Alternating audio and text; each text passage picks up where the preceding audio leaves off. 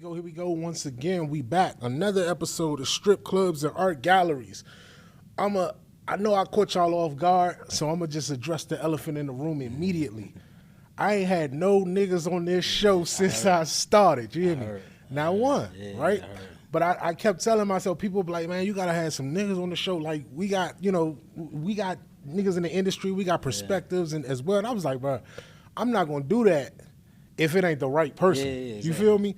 Like, because niggas are volunteer to come sit down and talk shit. Yeah. But I'm like, nah, bro, that's not even really my platform. I really fuck with the women. But I'm like, nah, man. I know how I vibe out with bras, and I'm like, man, this nigga just, I see this nigga everywhere. I look, and this nigga doing it. Yeah. He living the life, and it's very seldomly do I ever look at somebody and be like, damn, I got to step my shit up. You know what I mean? Yeah. But I've been watching your shit, man, and I've been feeling like that. So, too, I mean, your shit dope. Thank you. I appreciate it. So, ladies and gentlemen, we got my boy Flash in the house. Y'all probably know him from the infamous gold dimes. You know what I'm saying? Y'all see it on the man's chest. So, immediately, man, thank you for showing up. Thank you for coming out. Good. You know what I mean? I appreciate it. I definitely appreciate it. Yeah. So, before I get into all the melee and the crazy shit that I usually get into, give us a little bit of backstory on you, because we know the image, we know the look, we know the name, the brand, but I don't think people really know the man. The image, like the as far as like gold dimes. Yeah, I started. Yeah. How'd you get into that? I tell you, it was like I got tired of going to prison, so it's like I was in the streets and I just got tired of going to prison. So I'm like, I need to do something that come natural. You know what I'm saying? That comes natural, and this what it was like. I always fucked with females since I was like, I grew up with three sisters, and it's like, and a single mom, so it's like it was just all natural. Yeah, and I used to watch I used to get K Slay. Oh, K Slay, the video, the magazines. Yeah, straight stunt. Yeah, straight stunt. Rest in peace of K Slay. But I used to get all his magazines, and one day I was going to the block, and I was like, bro, I need to do something else. And then I thought of the name, and then that's where it all started, bro. That's, hey, came up with the name right then and there, and it was just like, and ran with it. Yeah, ran with it. It took like probably 2 more years for me to to put it in motion, but I came up with the name, and I knew what I wanted to do with it. Yeah. But that even for you to come up with the name and then 2 years pass, a lot of niggas would have gave up. A lot of niggas ain't got the dedication to do, especially when you get money in the street and it's fast money. They be like, I'm gonna transition to do something different. Niggas don't always want to do that because of the like, nah, I'm comfortable with this. I'm great at this. You know what I mean? But you knew you could do something other than that. You know what I'm saying? Yeah, that prison shit though, bro. Man, like, being around all them niggas and shit, like that shit was like, I was like, hell, no, I can't do this shit no more. So I got up out of the streets. Like when I went the second time, I just cold turkeyed it. Like, you know what I'm saying? It took a little minute for me to adjust to it. Yeah, you know what I'm saying, to get what I wanted to get up out of it. But I just kept going, bro. Like I kept going. Like that shit was a journey though. I can imagine. It wasn't easy at all. I can imagine. But it was natural. It came natural though. Yeah. But that's your thing, you know what I'm saying? Like you said, you grew up with sisters, grew up with a single mom, and so like I got 3 sisters, you know what I mean? 5 technically, 2 on my dad's side, you know what I mean? 3 on my dad's side, 2 on my mom's side, and it's like growing up like that, single mom, and you know, just all my relationships throughout high school was hanging out with the girls. I'm the only nigga in the crew going on, you know what I mean, with the bras to this and that and so forth. That was me. That was my life, you know what I mean? Bro. Like I just like always hung out with females. I just always understood them. You know what I'm saying? Like I wasn't the dude that, even though I was on the block, it was just like I still was like, I always had females. Yeah, like, and they love a nigga that don't judge them. Yeah, bro, you gotta understand women, bro. Like you gotta, it's a technique. You know what I'm saying? Everybody don't have it, and it's like a technique, and you just gotta be open, and you gotta listen. Yeah, exactly. They want to talk. They want to, you know what I'm saying? They want to express. They want to vent, let that shit out. All this old shit. You got to be able to do that. Yeah, and my thing is with women, they want guidance. Yeah. They want a man to guide them. I don't care how much money a woman make, how little she make, what she had before you, after you, whatever. If she let you in her life, she wants you to guide her. You know what I'm saying? Like, because if not, she just pick a different nigga. You know what I mean? That's the nature of women. That's their nature. So that's why I felt like they always gravitated towards me, because I'm going to give them real spill. I don't judge them for what they did or don't do. You know what I mean? I make them comfortable with themselves. And it's not even on no malicious shit. It's just like I don't view you how other niggas view it. I don't see shit the same way. You know what I'm saying? Sure. So that's always been my vibe with women, and I feel like I thrived in life due to that. You get further with women, I feel like. You know what I mean? You definitely get further with women. Yeah, bro. My son came to my house the other day, and he came over there, whatever. So I'm looking at my camera. I was out of town. I'm looking at my camera. He come to my house with like 3, 4 niggas. I'm like, hey, like, what you doing? Yeah. Like, why you got all these niggas? Like, you know what I'm saying? Then you call me, tell me some, oh, Dad, can you Uber Eats me? I'm like, nigga, like you had some females around, nigga. They make sure you eat. Like, nigga, these niggas ain't gonna. You know what I'm saying? You want me to fucking feed the crew? Like, man, bro. They gonna take care of you. You know, if you could do right by them. Exactly. Yeah, they looking for somebody to do that for. So you know, I definitely feel you on that, man. That's why I admire what you do, because I'm like, bruh, the power of branding, like, is crazy. Like, for you to, you know, to come from where you come from, you know what I mean, going to prison and getting out of prison and going to prison and getting out of prison, and then say, I'm gonna put that shit down, I'm gonna do something different. You know what I mean? Like, I don't see, like, I see your logo. Like, before I seen you, bro, I kid you not. Before I seen you, I seen your logo on every bad thing on the internet. And I'm like, how did you make that happen? Like, how was you contacting these girls all over the place? Bro, so when I first started, it was like I was getting the outfits made. Yeah. Like, I go to the mall, I get these outfits made. They would charge me like $50 to make per outfit, and I would give all shits away. Yeah. Like, so it was like I would run into some girls, and then I ship them the shit, they wouldn't wear it, and I was hustling, bro, like down to my last, bro, like sending these girls these outfits and shit. And I remember going to my cousin. I went to my cousin, like he's successful in the music industry. Yeah. And I was just like, bro, this shit ain't working. Like, you know what I'm saying? Like, this shit ain't working. Like, I'm sending these girls these outfits. A lot of them would do it. A lot of them wouldn't. And he was like, bro, you know what I'm saying? Like, I'm fucking up my money. I'm down there broke. Make you feel like you wasting it on. I was like, I'm like, bro, I'm sleeping in the car. He like, I said, bro, what I need to do? And he was like, go broke. He was like, go broke. Keep going. Just keep. And it hit going. when he said it. It didn't register right there. And I was like, damn, nigga. Yeah. Like nigga, you up? Like, I thought the nigga going like trying to like throw a little olive branch or some shit. Like that nigga like, nah, nigga, go broke. Like, nigga, if this what you want to do, go broke doing it. And so I just like I just kept going, bro. Just kept pushing it. I would just send motherfuckers like shit for free, bro. Just every dollar I had, I would just make outfits and send them off to the baddest, you know what I'm saying, the girls that fit my brand, and that's how. But even with that, that's still, they got, because I feel like this, right? I feel like when I DM a bra, if she lit, she popping or something like that, for her to respond to me, she got to see me as something. Because you know how many DMs they getting on the regular. So for you to even be able to contact them and they just be like, all right, cool, send it or whatever, they seen something in what you was doing. Yeah, I tell dudes, though, it's super hard now, though, because when I was coming up, these girls, they was actually hoeing. You know, a lot of the girls, they was hoeing, and they was escorting like shit. So they wasn't making the money that they making now, like with the OnlyFans. They wasn't shit. celebrities yet. Yeah, like with now OnlyFans, and took it to these girls are millionaires. So you slide these girls DMs now, and they up a few M's. They ain't gonna be trying to fucking do nothing. Right. They up. Yeah, they ain't like nigga. And not just with the money, they got the apparent, like the look too. People know them. They become household names off OnlyFans. Yeah, they celebrities. I tell you, that's exactly what they are. Like, what make you different than a rapper? Like you the same thing. Like, you know what I'm saying? Man, what?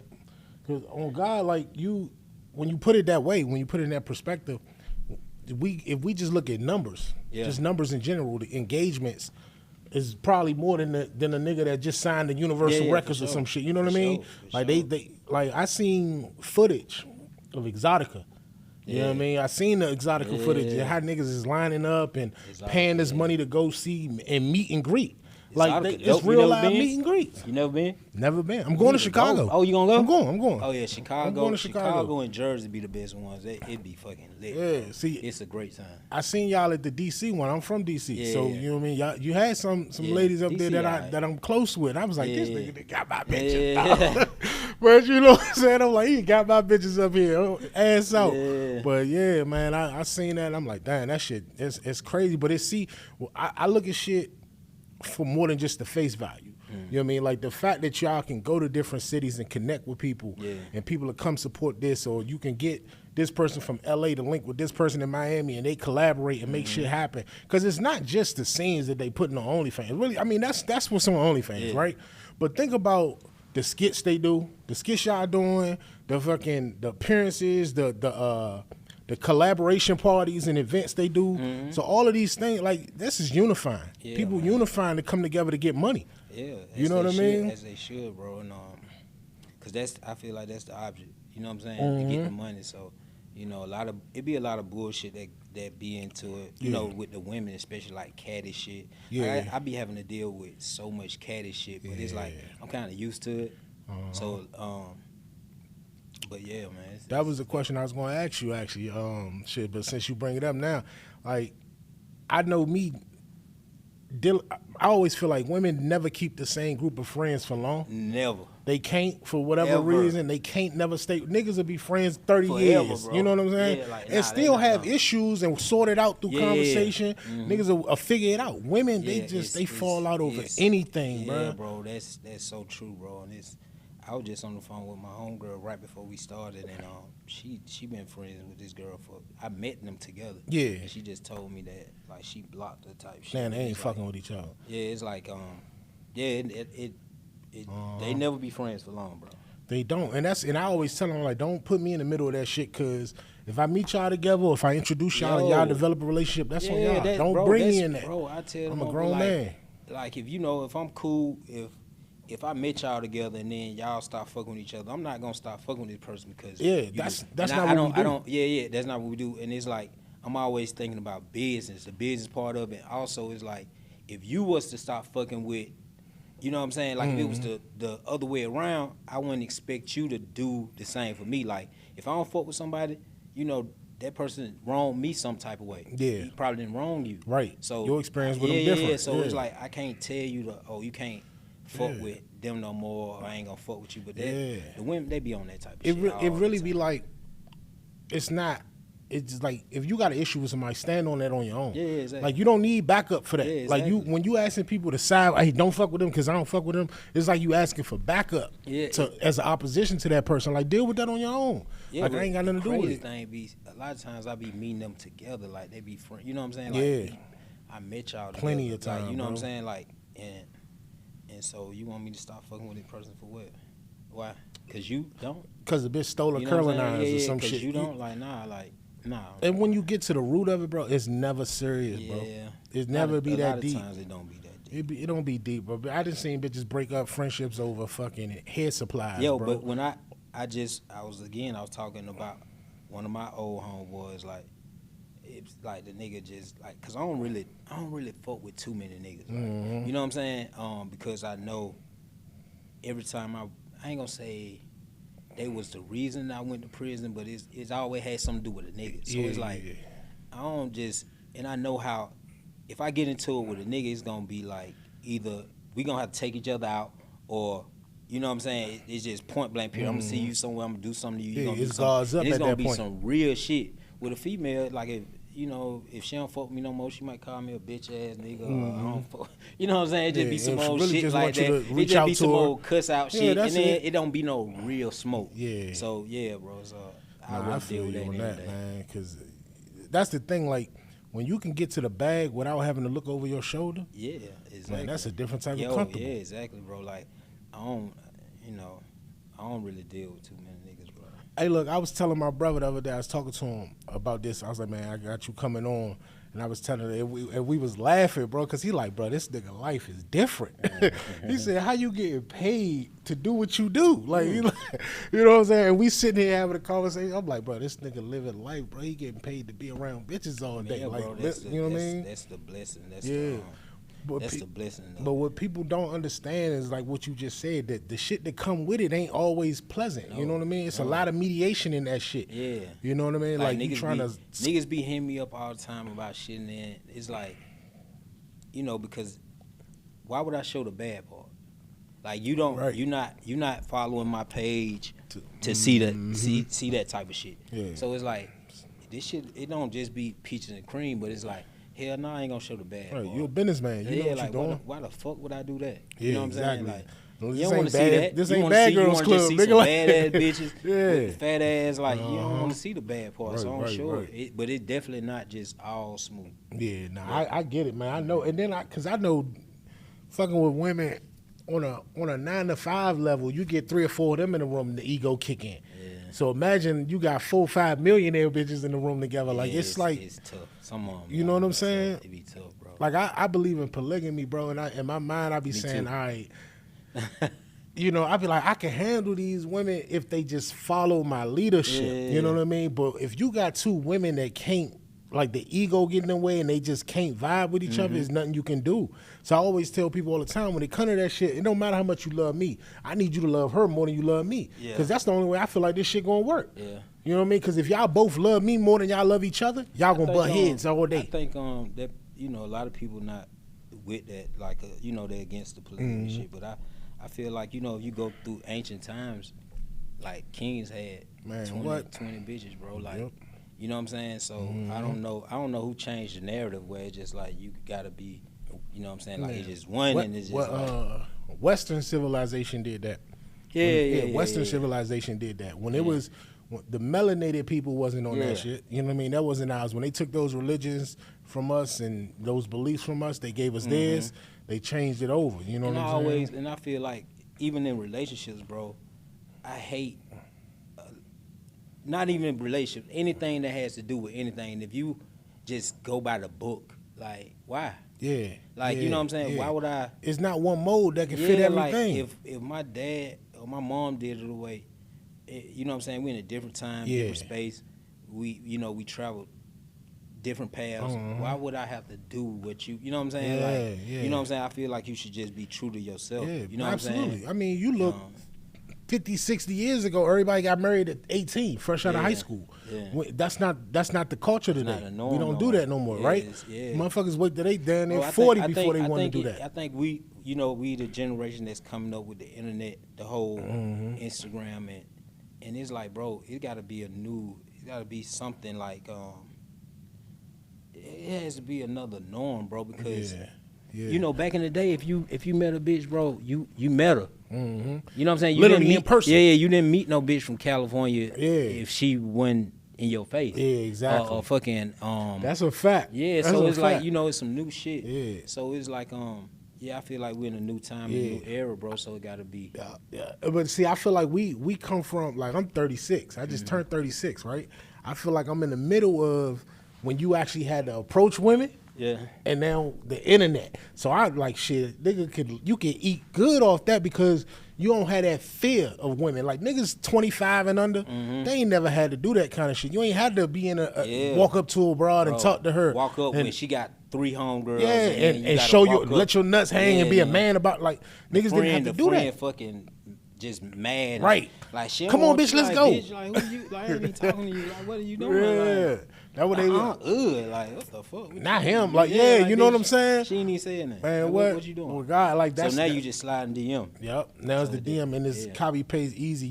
It's no real exercise to that shit. It's just you know what I mean? And I think niggas, I mean, it's kind of easy, but it ain't really, niggas don't really got no skills when it come to engaging with people no more. Oh, yeah, yeah. You know what I'm saying? Yeah, like, you got to know how to read a room, know how to move when you in a room with motherfuckers, and people don't really know how to do that no more because the room is the internet. You know what I mean? You in a room with millions of people on the internet, but you put them in a room with 10 people, and they don't know how to talk. They don't know how to move. They don't know how to introduce themselves and say, this what I do. Yeah, that shit'll go wrong. You know, you meet a girl on the internet, and then y'all talking through DMs, and then when you meet that girl, and then you don't know how to, you know what I'm saying? What?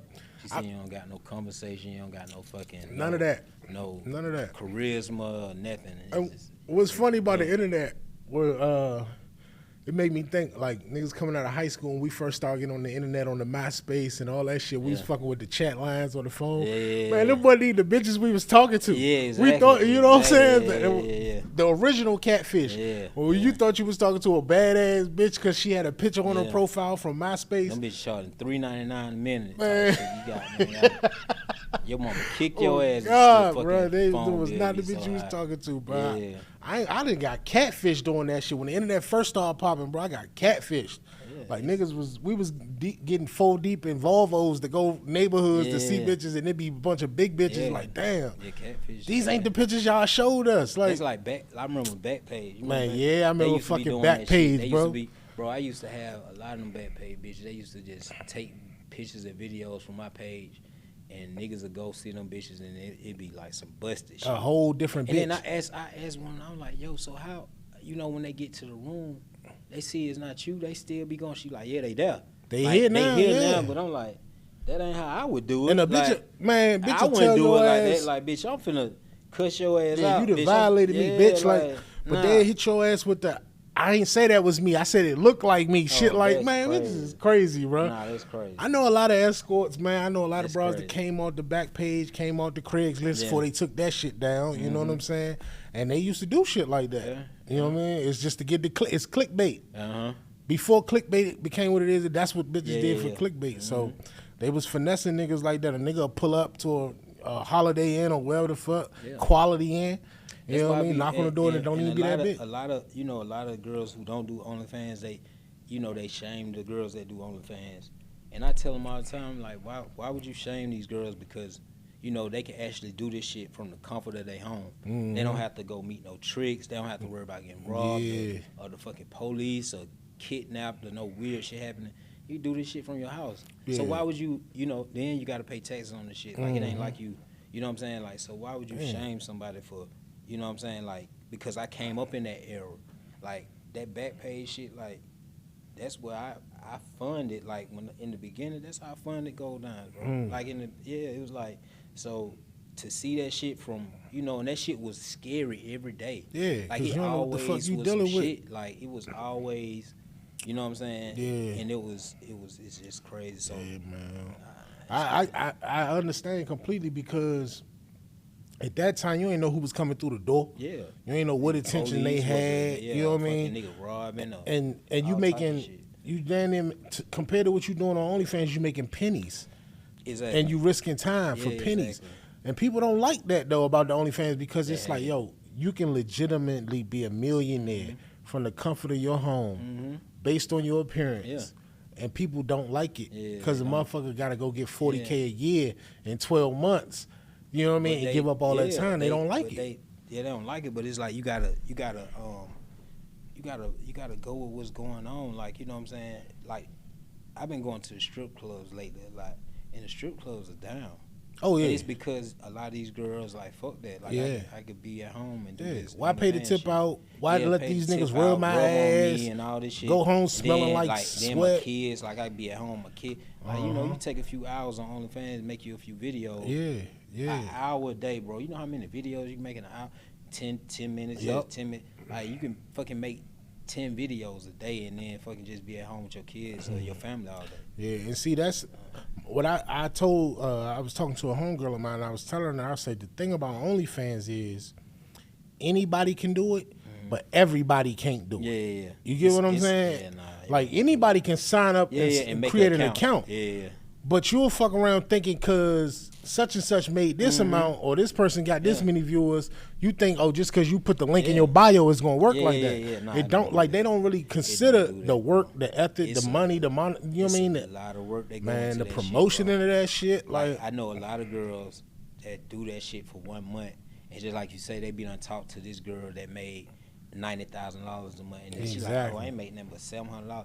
Like, bitch, you ain't put like, the how you time do that? in, though. You not. This your first month, And then know what you I'm saying? scared. I know girls that done made $700 their first month, then the next month they made $30,000 the next month. So it's like you got to keep going and you got to be persistent. Yeah. Like that's it with anything in life. Yeah, you know what I'm saying? Like, exactly. just because this person made it don't mean you gonna make it. Exactly. But you don't Everything know what ain't this for person everybody. put into it. Yeah, to but get then that. a lot of these girls that don't really make no money, they scary. Like, they see, you can't get on OnlyFans thinking you gonna hide this shit. Like, I hate that. you know what I'm saying? Bitch, get on OnlyFans and be like, I don't want nobody to know I got it. Like, why the fuck you signing up then? I don't. That's you know what I'm saying. When girls They telling you don't promote me, don't share it, don't like do this. I don't want my family mama and to all see this my shit, brother. like this, that, and third. It's like, but you got too much like, family. Leave it you know alone. what I'm saying? It ain't for just you. don't do. Yeah, it just ain't don't for do you. it. It's not if for you you. gotta, if you gotta sneak around and all this old shit, like just don't do it. It's not for you. Know you. what I'm saying? Like, yeah, just don't do it. It makes zero sense. You know what I mean? And then you want the money that such and such I don't making want the link in my bike. So to how they hide. gonna find you? Yeah, How they gonna make find it you? make sense. Yeah, how they gonna find you? Make it make sense, man. That's what I'm saying. But you know, it's scary shit. Like they nervous and jittery and all that. I'm like, you ain't gonna make no money doing this. Leave that shit alone, man. Just do what you was doing before. Do what you was doing before. You know what I'm saying? But it's enticing when they see somebody that can go to fucking Miami and go to Cancun and go to Italy or wherever the fuck they want to go when they want to go, shoot what they want to shoot when they want to shoot. And it's like, damn, these motherfuckers making this much money, like doing what? You know what I'm saying? So, It's a lot of money in that man, I just listen. I don't know. Did you let me ask you that. Before OnlyFans though, because you started Gold Dimes before OnlyFans. way before OnlyFans. So originally when you started Gold Dimes, what was your vision? Was it like a modeling agency? Was it like, you know, yeah, like some modeling type shit, and well, just put and these booking girls in the and clubs to let them host and all that? Hostings, because hostings, when I was coming up, hostings was real big. That's what I was on. You know what I'm saying? So, yeah, When so we was hosting managing real models, big. that's what we was doing, And, hostings. yeah, so funny story. My first time shooting with Julie Cash. Mm-hmm. I know the white girl, right? Yeah. So my first time shooting with Julie Cash, she turned me on. The first day we shot, she was like, "Yo, my friend just started this company called OnlyFans," and she was like, "Yo, I feel like you should be you should promote it. It's brand new, but it's gonna jump off." And it was like, Man, when new shit be coming up, yeah. you just look at that shit like, man, that shit ain't gonna be shit. Yeah, because there's so much new shit come out. It was something else jumping. Connect Pal. Connect Pal was before OnlyFans. And yeah, so it was like all that type of shit. So, the dude would hit me up, bro. Like, like the dude who started the OnlyFans shit, he would actually call me and like, bro, like, I feel like you should do this shit. I'm gonna give you your own store. Every girl you get, I'm gonna make sure you get 30%. It's and 30. And I was just like, like that shit ain't gonna do nothing. And look at that shit, bro. Look at this shit, And the man. dude, he actually passed. Billions. He passed right when he, like, the same year he passed, that's when that shit jumped all the way off.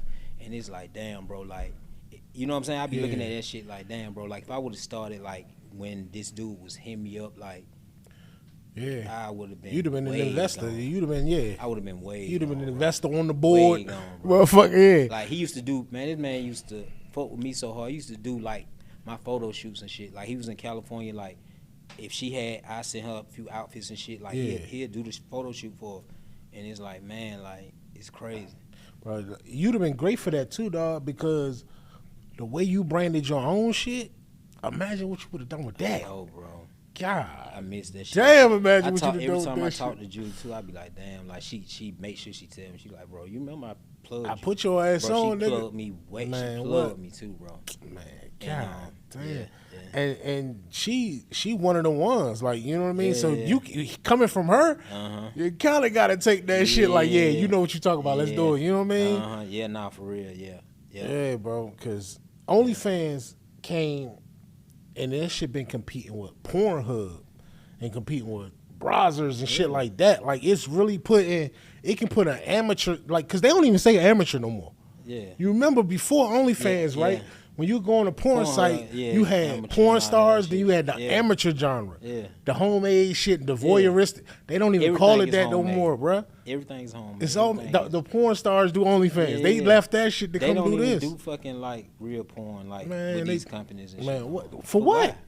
Why you gonna give me $1,500 to do a video and you That get y'all to gonna keep sell to 1 million people Yeah, and I ain't or gonna I make can nothing? fucking make the video and I can sell this shit for $19.99 and sell that shit. I got fucking 20,000 subscribers. Stop like, it. You know what I'm saying? Like, Yeah. why would I do that? Yeah, yep. That's what I'm saying. So it really put the power in the hand of the people. Yeah, bruh. exactly, bro. You know what I'm Everything, saying? All It's this like- shit is like, What's the saying they say?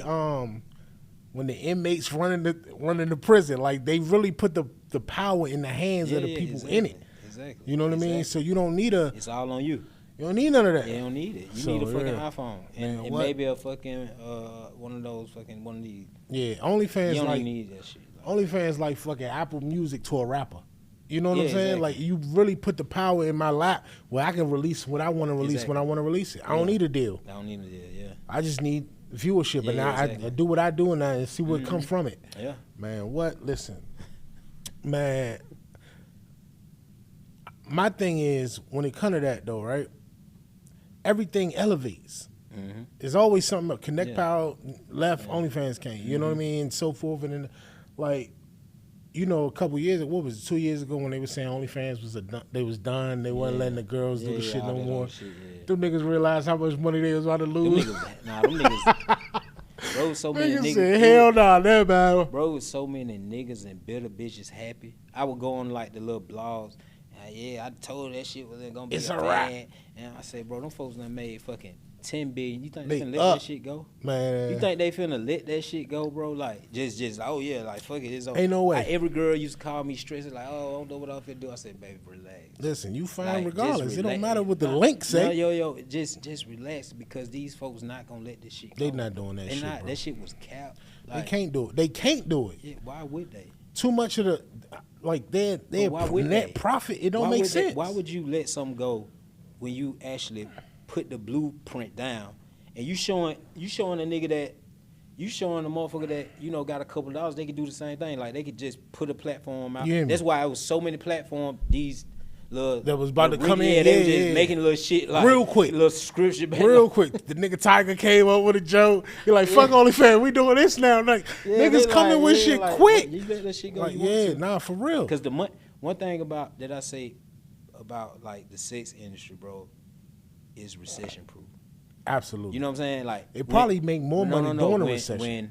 When the pandemic hit, bro, I made more money than I ever made, bro. You see? Like That's what so I'm saying. porn, the sex industry, bro, is recession proof. That's what I'm saying. Niggas got to see some fucking like, But- you know what I'm saying? Like but- it's, you know, nigga, you in your house, we couldn't do that. Right, Pandemic. but So listen. what is you doing? Niggas depressed. They sad, they depressed, they lonely. Anytime it's a recession, niggas lose jobs, lose all that shit. They can't go get no real bitch, for real. I can't afford it. It's cheaper to go on here. And then not only that, bro, then you scared to come outside. So like, what else you gonna do? Not a damn Like, thing. You know, Atlanta was open, kind of like Atlanta was open, but like, man, niggas weren't coming outside. Niggas was at home beating they fucking meat. That's it. I'm telling you, bro. But that's the like. As long as you got, it's never gonna be a shortage on men that's attracted to women.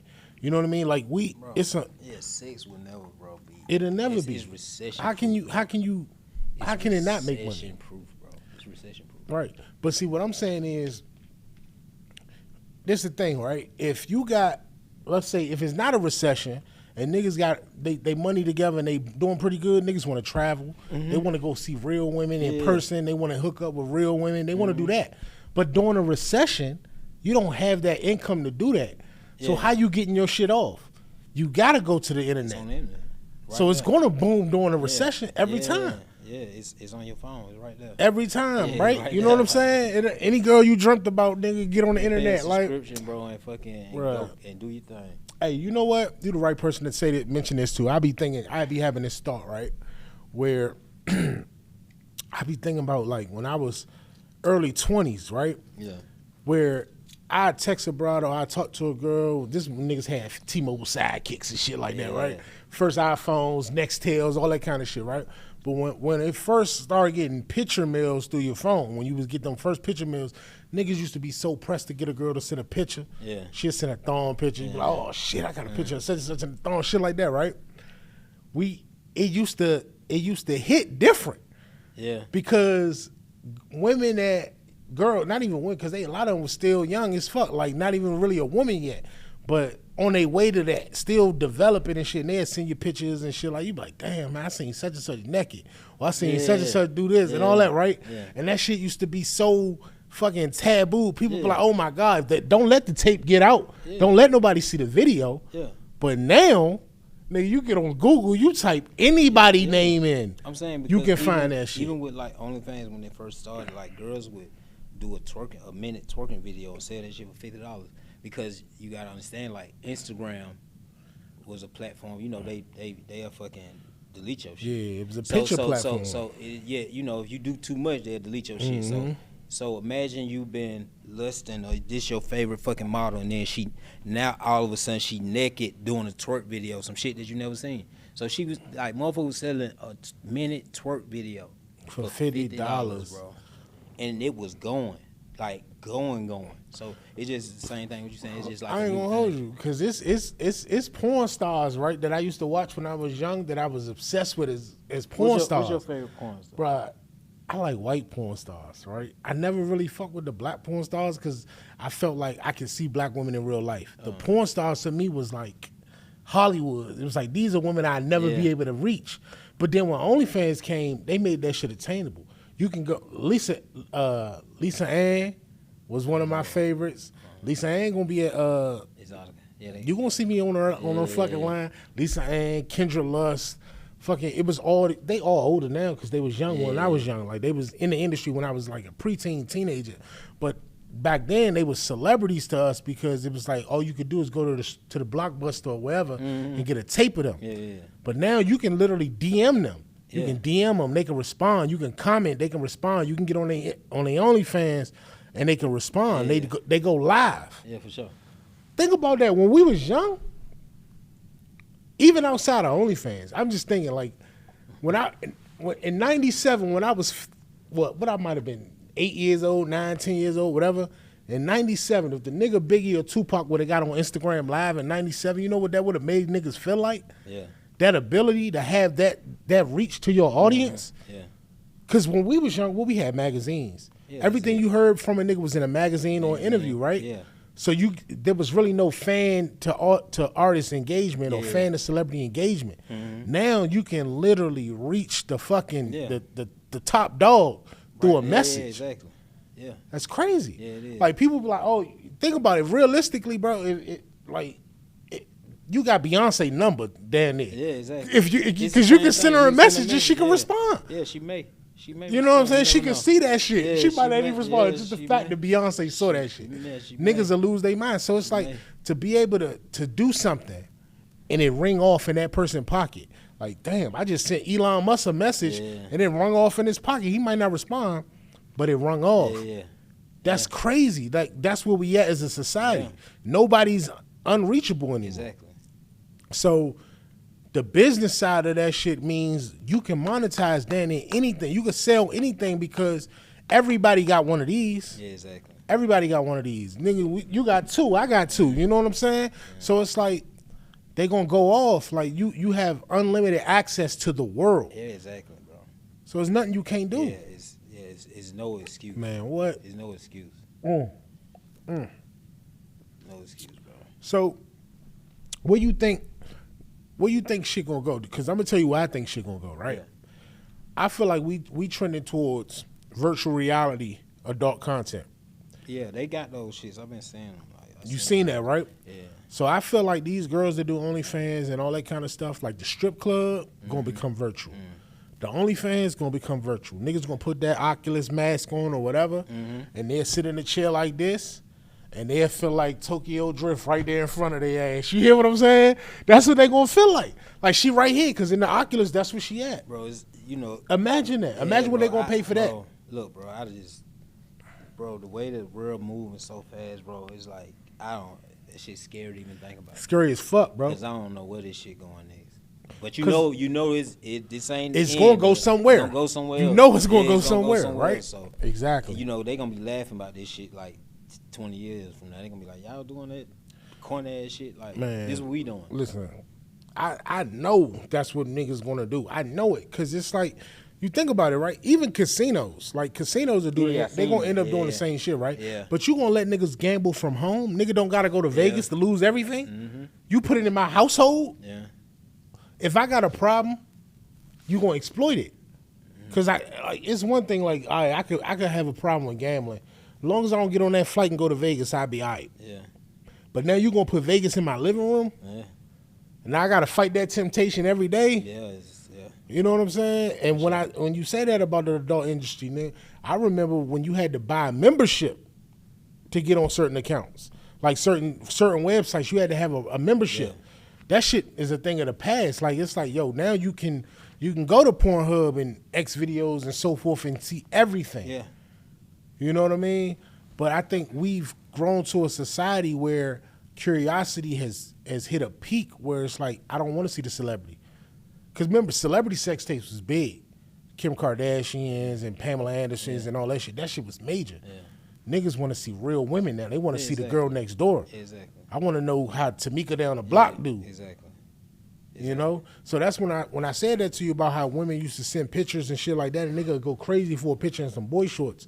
But now they don't send pictures no more because that shit is for sale. It's online. Like, it's on Twitter. You know what I mean? It's on Twitter. Yeah, it's on Twitter. Like I used to be like, yo, send Twitter me this. Is a new Pornhub. Man, what on God, bro? I used to get a girl number, I text her, maybe second, third conversation, send me something. Let me see what it is. Like, and they'd do it. And the nigga felt special. Mm-hmm. Now I just go, you got a Twitter link? I'm clicking that shit. Exactly. And it's there.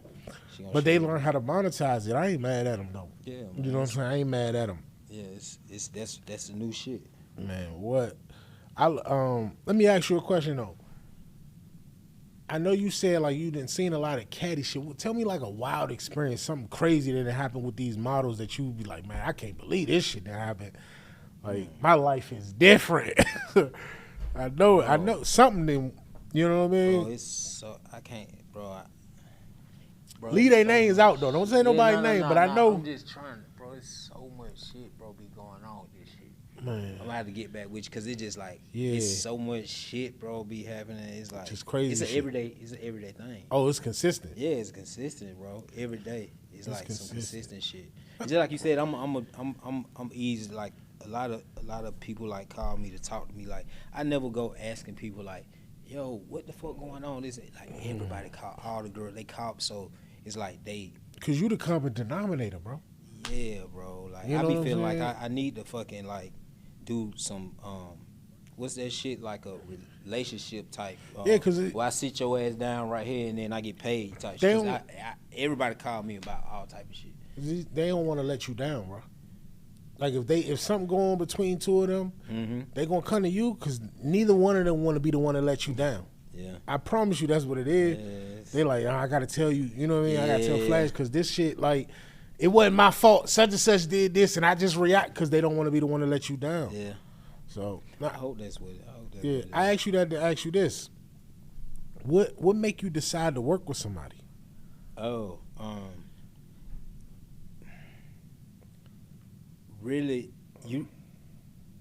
the perfect thing with working with anybody is like they work habit, like they as far as like they, but you don't know that when you first meet them. So with me, it's like I have a certain look, you know what I'm saying, that works for my brand, and when I see a girl off the rip, I be like, okay, I know what she'll do. Like when I shot with Gigi for the first time, she came to my house, and she had 50,000 followers, and during the shoot, she up now. During the shoot, while we were shooting, I stopped the shoot, and I said, by the end of today, you're gonna have 100,000 followers. You're gonna gain 50,000. 50,000 in today. Bro, I said this to God and it's true. 24 hours she had made like 54,000 followers. She was like at 103,000. And it was just like, I just felt like how the shoot was going, and you know, I'm like, oh shit, like, oh, she killing it. And it's like, yeah, so it's like, that shit was crazy. But this the thing, bro. That's the importance of brand. Yeah. You see what I'm saying? Yeah. She could have shot with anybody. Mm-hmm. Yeah. But that brand, that Gold Dime's brand, is recognized in the urban industry, in the urban crowd. We know that. So yeah, so I have a look that I know. It's like a lot of girls be trying to work with me, and it's like, bro, I fuck with everybody. Like some girls, the narrative with Gold Dimes, if like, oh, he only fuck with white girls. That what they say? Yeah, they always say that shit. Oh, he only fuck white girls. And now, you know, it's always been like the thick shit. Like, yeah, I don't have a BBL, or I don't have my ass fat enough and type shit. So I do have a look, but you know what I'm saying? Like if I found like a little skinny bitch and she fucking had the work ethic, you know, hell yeah, because I want to make She still got an audience. Somebody like it. Bro, I want to make some money. Man. You want to catch every what you like? All right, we gonna find something for that. Because bro, it's somebody for everybody. Yeah. Everybody don't like surgery. Everybody don't like BBL. Everybody don't like a Yeah, fat ass. exactly. You might like titties. Yeah. You might like a flat ass. You know what Dark I'm skin, saying? light Dark skin, like, Hispanic, yeah, black, like, white, whatever. Yeah, so that was the narrative on me. Like, oh, he only fuck with white girls, and I'm like, bro, I would have love never black thought women. that though, because I didn't seen every Yeah, variety exactly, come from bro. your brand. Like, That be some more. I be you know what I mean? Like, But realistically. it's crazy, bro. And a lot of black women, they probably wouldn't agree for me saying this, or they, you know, what the fuck. But bro, a lot of, so I don't consider myself a photographer, but you know, because I do everything off my phone. It's like anybody can do that shit. You just gotta know angles and you know what I'm saying, that type of shit. So I don't consider myself a photographer. Yeah. But you know what I'm saying, when I'm booking these girls, that just made bro, me think. I'm gonna tell you something. When these girls get, you know, book a girl or some shit, bro, it seems like the white women, bro, on some real shit. This is just truth. The truth is true. This bitch could be in fucking Idaho. Yeah. And I say, yo, all right, we gonna shoot tomorrow. Book your flight. She coming.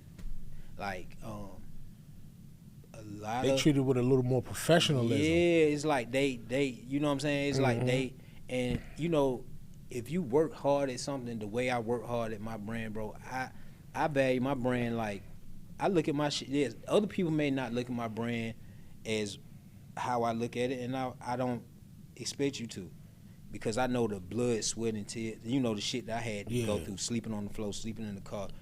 You know what I'm saying? Like, the risk To get where I'm at. The penitentiary chances that I took to, you know, to even be here, bro. So I look at my shit like I'm Gucci or fucking a Prada or whatever. That's how I look at my shit. You may not look at it like that. Protected as such. Yeah, but I do. So you know, if you know, I'm big on with going to prison, bro, and having like not even going to prison, like life. I done had a lot of like life alterate, like, you know what I'm saying, where shit could have went this way and it went that way. Yeah. And it's like my life could have been gone. So I value time. So when if you tell me you gonna fucking shoot today, I really expect you to do that. Or if you don't, you know what I'm saying, if you don't do it, it's like, at least call me and be like, hey, this happened, this and that, third. Yeah. But like, that's, if you talk to any photographer, they gonna say like, that's with models, they always late. They always got some shit going on. Like, they don't be showing up type shit. Yeah. And that's the biggest shit. Like, they be like, yo. Yeah.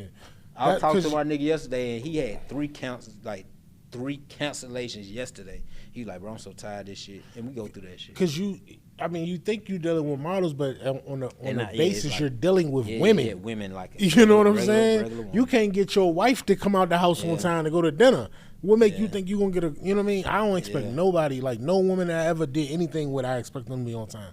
Like, I used to manage models, you know what I mean? And that's how I got into what I got into. Girls that be on time, and a lot of them are Caucasian. They the ones up there though. You know what I mean? Well, that's what sets you apart though. I feel like. I don't even think. They don't even be. It's just like It's like, because when you do that, when you actually say, when you do what you say you're gonna do, bro, that's showing that they value.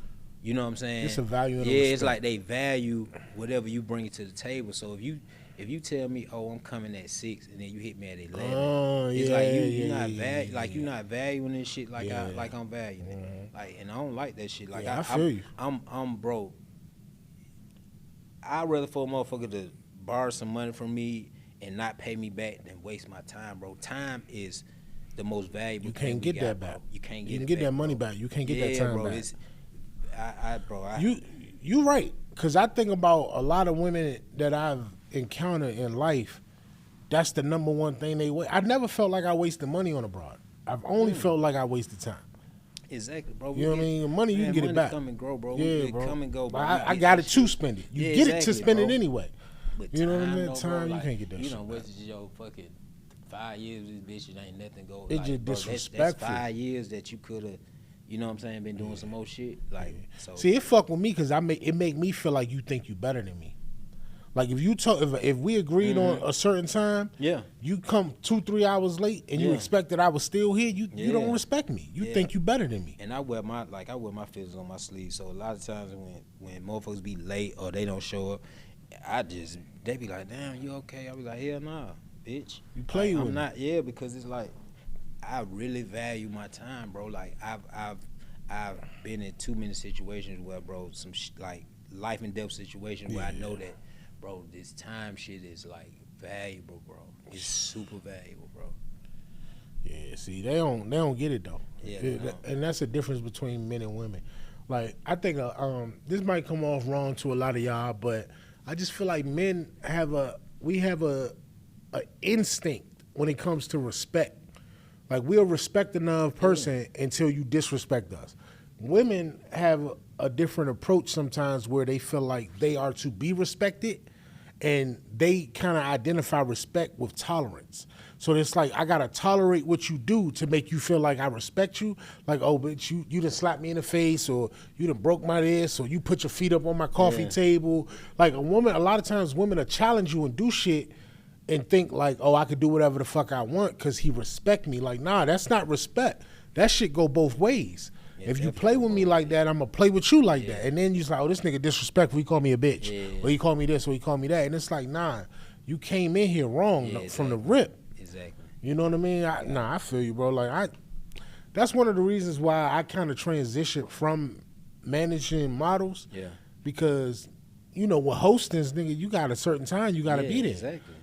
The promoter told us this time we get there this late, and you think I'm gonna get the money? Like, you looking at me, go get the money? Like, bitch, he just like we an hour late, bitch. Like, the club closed in what we late minutes. for? And we don't be late for no reason, bro. The club closed in 20 minutes, bro. Like, so. Man, it was, you know, like when I was working, man, listen, not you, Shawnee. When I was working with Shawnee Rose, she the most professional model I ever worked with. But other girls, man, they just wasn't it. Like, it was never no professionalism. Like, they didn't, it's almost like because I look good, people just going to tolerate what I got coming with me. Fuck that.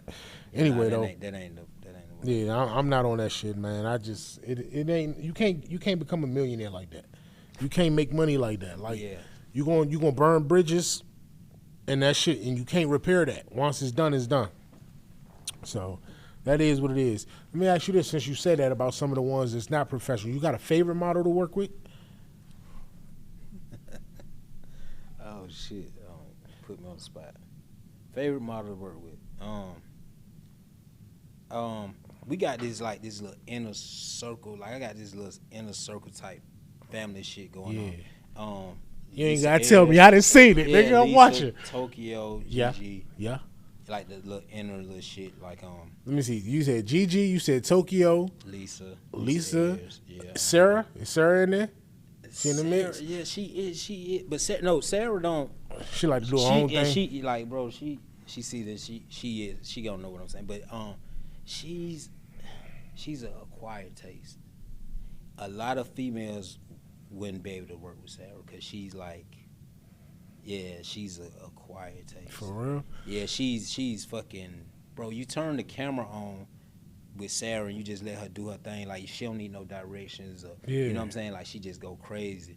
But she can't, and she knows this too. She won't even put herself in that position to be around a lot of girls. Like, I think she only did like 1 or 2 like content like type shits, and it was because, you know, I told her, okay, like, the girls that's going and they okay, like, they not gonna be, you know what I'm saying? But Sarah a different breed, bro. I ain't gonna, that's my favorite one. Bro, Sarah fucking bad. That's my favorite one. When I see her, anytime I see her on the timeline, I'm like, I've been working with Sarah since about 2016. For real? Yeah, like 2016. So, you know, that's where, but yeah, she definitely that's a minute, bro. Taste. She can't be around too many females, bro, or too many, like, cause she know the catty shit that go on too, though. She probably didn't experience it. Yeah, I don't even know if she experienced, because she only put herself. She just knows she don't really be around too many people. She an introvert. Yeah, bro. She fucking go crazy on them bitches. For real. What? I want to get on the show, man. I'll be like, that's my favorite one. That's my that's the one for me. Sarah's a different breed. Yeah, I can. Yeah, she a different breed. Let me. Man, that's crazy. Yeah, I like her though. I like her. That's her. Sarah. Ooh-wee. And Tokyo, I fuck with Tokyo too, because she just like Tokyo. Like, I be looking at, I don't want this to sound rude or disrespectful. I be looking at pictures of Tokyo when she next to other girl. I'm like, man, she's swallowing that bitch. Yeah, like, she's a fucking beast, bruh. I've been sending Tokyo like outfits since 2016 and 15 too, and it's like we just now got actually super close at Exotica. I think it was like Chicago. Was it Chicago or Jersey? You know what I'm saying? We actually like, I think we met one time before, but it was like I met her outside of a club. Like I was leaving the club. Yeah. She was in Atlanta. She was leaving the club. I'm like, hey, we chopped up for a minute, but she was actually leaving the club, going straight to the airport. So we ain't really just. And then at the Exotica, we just hit it off. But Lisa been like my day one since day one. Yeah. Yeah. Like And I know that I had Lacey Jane on here. That's my dog. Lacey, she told me Lacey she was my first model I ever. That's what she worked told with. me. I was like, that's crazy. I love Lacey to death. That's my dog. She a real one, for real. Like as far as like cause I had the gold dime shit going, but I wasn't doing actually. It wasn't branding. adult content like that. I wasn't doing. Yeah, it wasn't. OnlyFans wasn't even out. Yeah, it wasn't even out Yeah, yet. so it was just like I wasn't branding. So as far as like when I started branding, like making outfits, she was the first one to do. Yo, it's so crazy. The first day I came home from prison, I went to Follies, and I met Lacey that Follies first day. that night. The first day I came home, and we did a photo shoot like a few weeks after that, or some shit like that. Man, yeah. See, the thing I say about Lacey, bro, that I love about her is it don't matter how big or small it is or something that I do. If I ask her, she gonna fuck with me, bro. That's one of the ones I tell you, like, value time. It's a respect if Lacey say, every time, bro. If she say I'm coming at 8:30, she gonna be there at 8:20. Like she's never been late. Bro. Ever, bro. We done shot 50 times. Endless times. Yeah, bro. Like even going to the club, anywhere we go. Like if she tell you a time, she's gonna be there at that time. Yeah, I love you, Lacey, because you really be looking out for me. Anytime I ask you to do something, you pull up. You don't give me no hesitation. You don't charge me no money. You don't fucking be like, hey, I'm gonna charge you this much to post it. Like you always show love. So Lacey she really one of the one, bro. But she one of the one. If she set a standard, and I be looking for that in other people sometimes, it don't be like that. You know what I'm saying? It's just different, bro. That shit just different. Love you for that though, man. But like when you said that, like when you was fucking with her, you wasn't really on the branding like that. But I had just started. Just started the branding, man. She was the first person that like wore a gold dimes outfit. She was like the first. And sometimes that's all it takes. It's just one person to do it, then others will see it and say, "Okay, it's cool now. It's reputable." Like, oh, such all right, cool. I'm gonna fuck with it. You know what I mean? And they'd be like, "Damn, that's crazy. That's all it took." Yeah. Y'all just needed to see somebody else do it first. Like I literally met her the first day I came home. You know, I went to the strip club. I went to Follies, and I met Lacey. I had the brand then. Yeah. I had it, but when I went to prison my second time, I had the brand, but I ain't have it figured out. But I had the brand, like I was actually doing like some old, what's that shit called? Shout out type shit. Oh yeah. Like I was just like shouting out, but it was the same girls that I fuck with today, like the thicker girls like Cherokee. Cherokee the ass, I'm telling you, bro. She the one who put me on to be for real. Yeah. She wore the brand.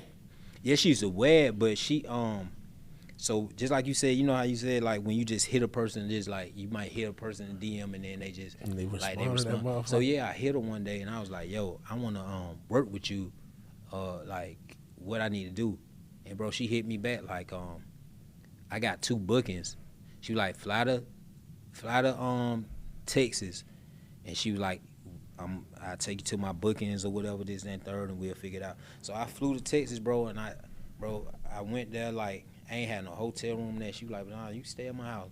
Like we went to the bookings and shit, stayed at her crib, bro, and Cherokee like and my page got deleted. My first page like at 800,000, and that was like 2016 or 17. You done ran that big back up though. Like 800,000 in 2017, and she and I was ready to go back to the street, bro. I was like, I remember my page got deleted. I'm like, bro, I'm like, fuck that. I'm finna go back to the street. She like, nah, you're not going back to no street. She like, I'm gonna shout you out every day for a month.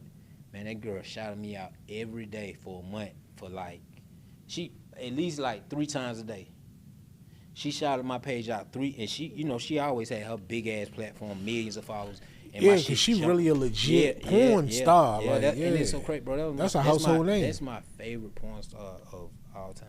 Yeah, that's So how for when I hit her up and then for her to just be like, oh, fly to Texas, and she came pick me up from the airport. She took me out to dinner, and then fucking took me to her house. Like, you ain't gotta get in a hotel. Like, you can stay here. Shit. And then we fucking went to the bookings and all that shit. And it was like, yeah. So I owe Cherokee a lot of That's crazy. That shit came from a DM. A DM, bro. Just like you said, you just try some shit. But I'm saying she seen that shit. She saw something in you, bro. Yeah. Mm-hmm. Cause you're not the only nigga in the DM. Yeah, nah. She saw something in you. Yeah, exactly. You know what I'm saying? Exactly. So that's what I'm saying. Like, it's that shit powerful to have that access. Like, to be able to to reach somebody like that can help you out. That shit change. That's life changing. You know what I'm saying? That really put you there. So, and that's great. Cause you really. Cause I got introduced to what you was doing based on like an urban model aspect, and then I seen where this shit went from there. Cause that's how the industry went from there. Yeah. Cause all the girls that we was looking at that was doing hostings, they do OnlyFans now. You know what I'm saying? Fuck them clubs. We do OnlyFans now. So you know what I mean. So I seen where you came from that to this, and it's just like you did that shit at the right time, bro. Yeah. Like that shit, like timing. Bro, I built this whole, and that's why I be telling a lot of these females when they get mad that I'm fucking with this person, this, that, and third, bro. I built my whole brand off relationships. You know, bro, this is the God and the truth. I paid one model to ever shoot with me. You know who that was? Who was it? Lacey. That's it. Your first one. That's my first shoot. Your first one. Yeah. My first shoot, I paid Lacey to do the photo shoot. I've never paid nobody else to do it. Everything is relationship built. It's like just a relationship. I paid one model, bro, Lacey. Man, it's crazy. I say that because one of the reasons I fuck with Lacey is because when the pandemic started, right, before I got into this podcast and shit, and when the clubs died out because of the pandemic, I said, shit, I got to figure something out. So I bought the equipment and started shooting. Right, doing photo shoots and shit. I started shooting. Lacey was the first person that let me shoot her, and I knew her for years before that. So that's why I asked her. And I asked her for the experience. And for the recognition to say that I work with her because I know her brand. Exactly. She paid me. Yeah, bro. I'm like, what the fuck? I didn't even ask you to pay me. It was no. She like, nah, I got you. Here you go. Yeah, that's how she. It's just a respect, like the way she treat people, dog. Like, that's how she man. Like I said, man, she gonna hear this shit and be like, oh my God. She might tear up when she hear this shit. But it's real spill. I'm like, I ain't gonna sit here and lie. You know what I mean? And that's the thing. Like like what you said earlier when people say, oh, you only work with white girls.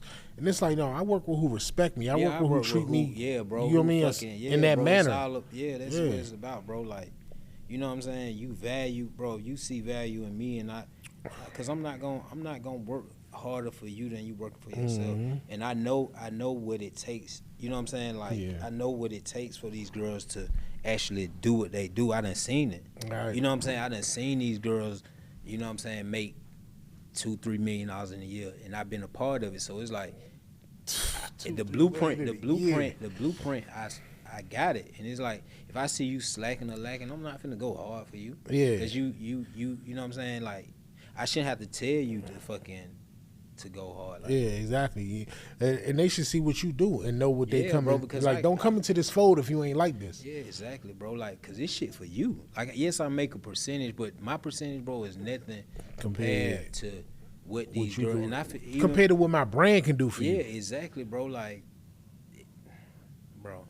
Yeah, compared to that, like you can really take a broad with no followers and glow her up overnight. Bro, I done made a lot of millionaires, bro. You know what I'm saying? Yeah. To be honest, like, respectfully, like, I done made a lot of girls some M's. You feel like you get the credit you deserve? I don't. You don't think so? I don't. But it's like I feel like I don't. But at the same time, like, those ones that do, that's what matters to me. Like, the ones that do, you know what I'm saying, that give me that respect, or like show the gratitude. It equals out from the bullshit. Yeah, you know what I'm saying? Yeah. Like, so I don't. Cause I can't imagine, bro. Like the feeling to be like, yo, I'm gonna fuck with you. I'm gonna give you an opportunity to come work with us, whatever. And in a year's time, you just made $1 million. off of my belief in you, because you ain't even believe you could do it yet. Yeah, bro, they never do. I know. They never do, bro. I remember I met this one model. She was a fucking she was a nurse, whatever. I don't know what they call it, like a traveling nurse. Like she traveled. Yeah, I know that was. And bro, this girl used to want to get to work. It took her 2 hours one way. So and then it was like she wasn't even getting that many jobs. So she had I was just going through my DMs one day and I seen them like, oh shit, this bitch bad. And I hit her up or whatever, and she was like, yo, I've been watching your page forever. I couldn't believe you hit me up, this, that, and third. And I was like, bro, you a star. Like you could do this shit. And she was like, I can't do it. She was like, I had my Instagram. I done had my Instagram for 5 years. The girl had Instagram for 5 years, bro. She had 900 followers when I met her. She had Instagram for 5 years. She had 900 followers. Bro, this girl made $3 million in 1 year working with me. Like she from a nurse struggling, like to OnlyFans, driving 2 hours to work, 2 hours back home, like frustrated, like off of OnlyFans. Yeah, she made $3 million in a year. Yeah, 3 million. Yeah, bro. So, I don't. So yeah. Listen, let me ask you a real nigga question. You really making like that? That's powerful, right? Mm-hmm. So when women see this, right? How they like when a broad jump in your DM that, because you ain't gotta ask no more, bro. You ain't gotta ask no more. The brand speak for itself. So when they come to you, they just like, what you want from me? Like, make me a star. I do whatever you say. Like, how you handling that? Like, it's like, it be different, bro. It depends. Like it, because I'm a reader of people. So if it's like, if I just see you on some bullshit, like you just on some come up, just think that just by me putting you on my page, that's that's what's gonna make you be. Nah, like you gotta. It's like the work ethic. Everybody who came up that's like millionaires right now, bro. Not even just millionaires. That's making a lot of money, bro. They bust their ass, bro.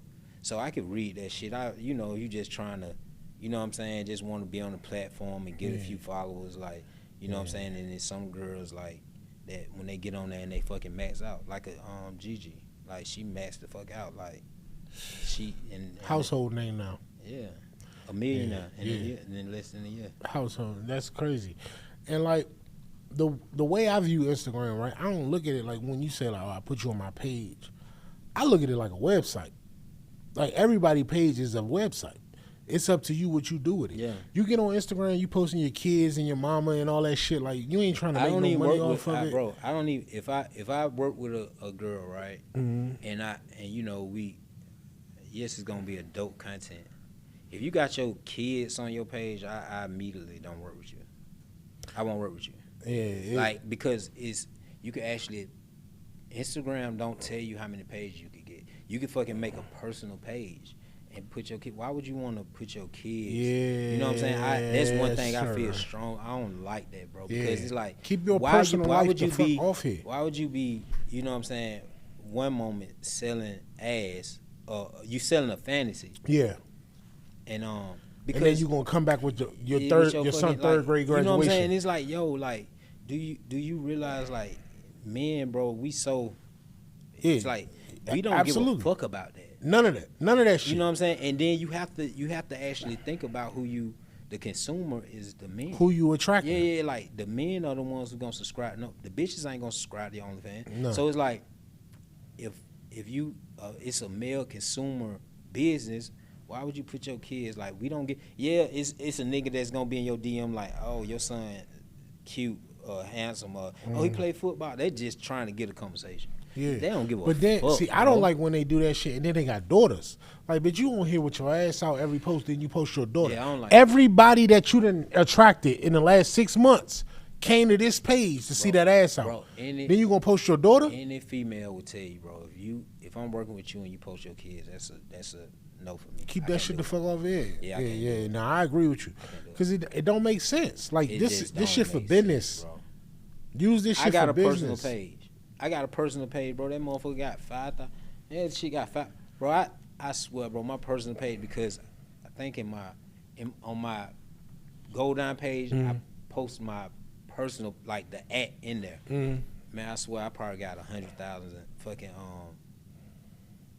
people trying to add you on that page. Yeah, bro. Like, bro, when I go on my fucking shit, bro, it gotta be 100,000. Just sitting in that motherfucker. I'm not. Why would I add you? I don't know. Like, it's my. You know what I'm saying? You But want to see? they clicking that bitch because they think it's bitches in here to see. You know, like nah, bro, this not this page, bro. Yeah, it's a personal page. Like the shit that I'm showing you, all the little exclusive shit on that's on the go down shit. But my personal shit, I got like 5,000.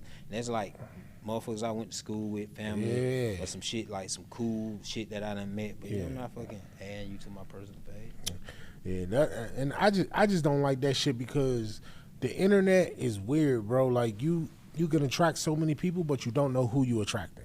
And it's like if you getting on here and you posting your ass, your titties, and all that shit, you're a grown woman. I respect it. It's cool. I ain't got no problem with it. But don't do that and then turn around and post your little girl, post your little boy, because the niggas that's following your account, they following you for sexual reasons. That's all. So why the fuck is you posting your That's kids? all, bro. Like even when girls be on that Instagram shit and they be doing all like, you know what I'm saying? I understand it, but like the personal shit. Yeah.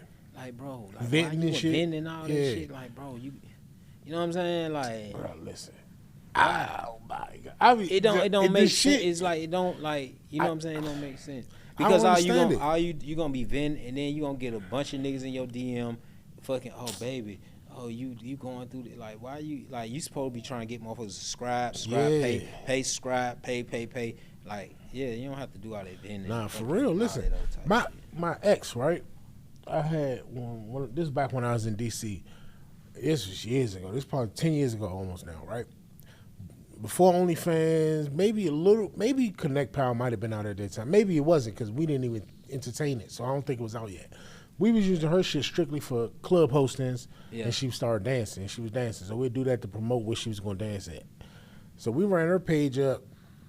I think we ran her shit up like 100,000 followers from like 1,200. Yeah. Right?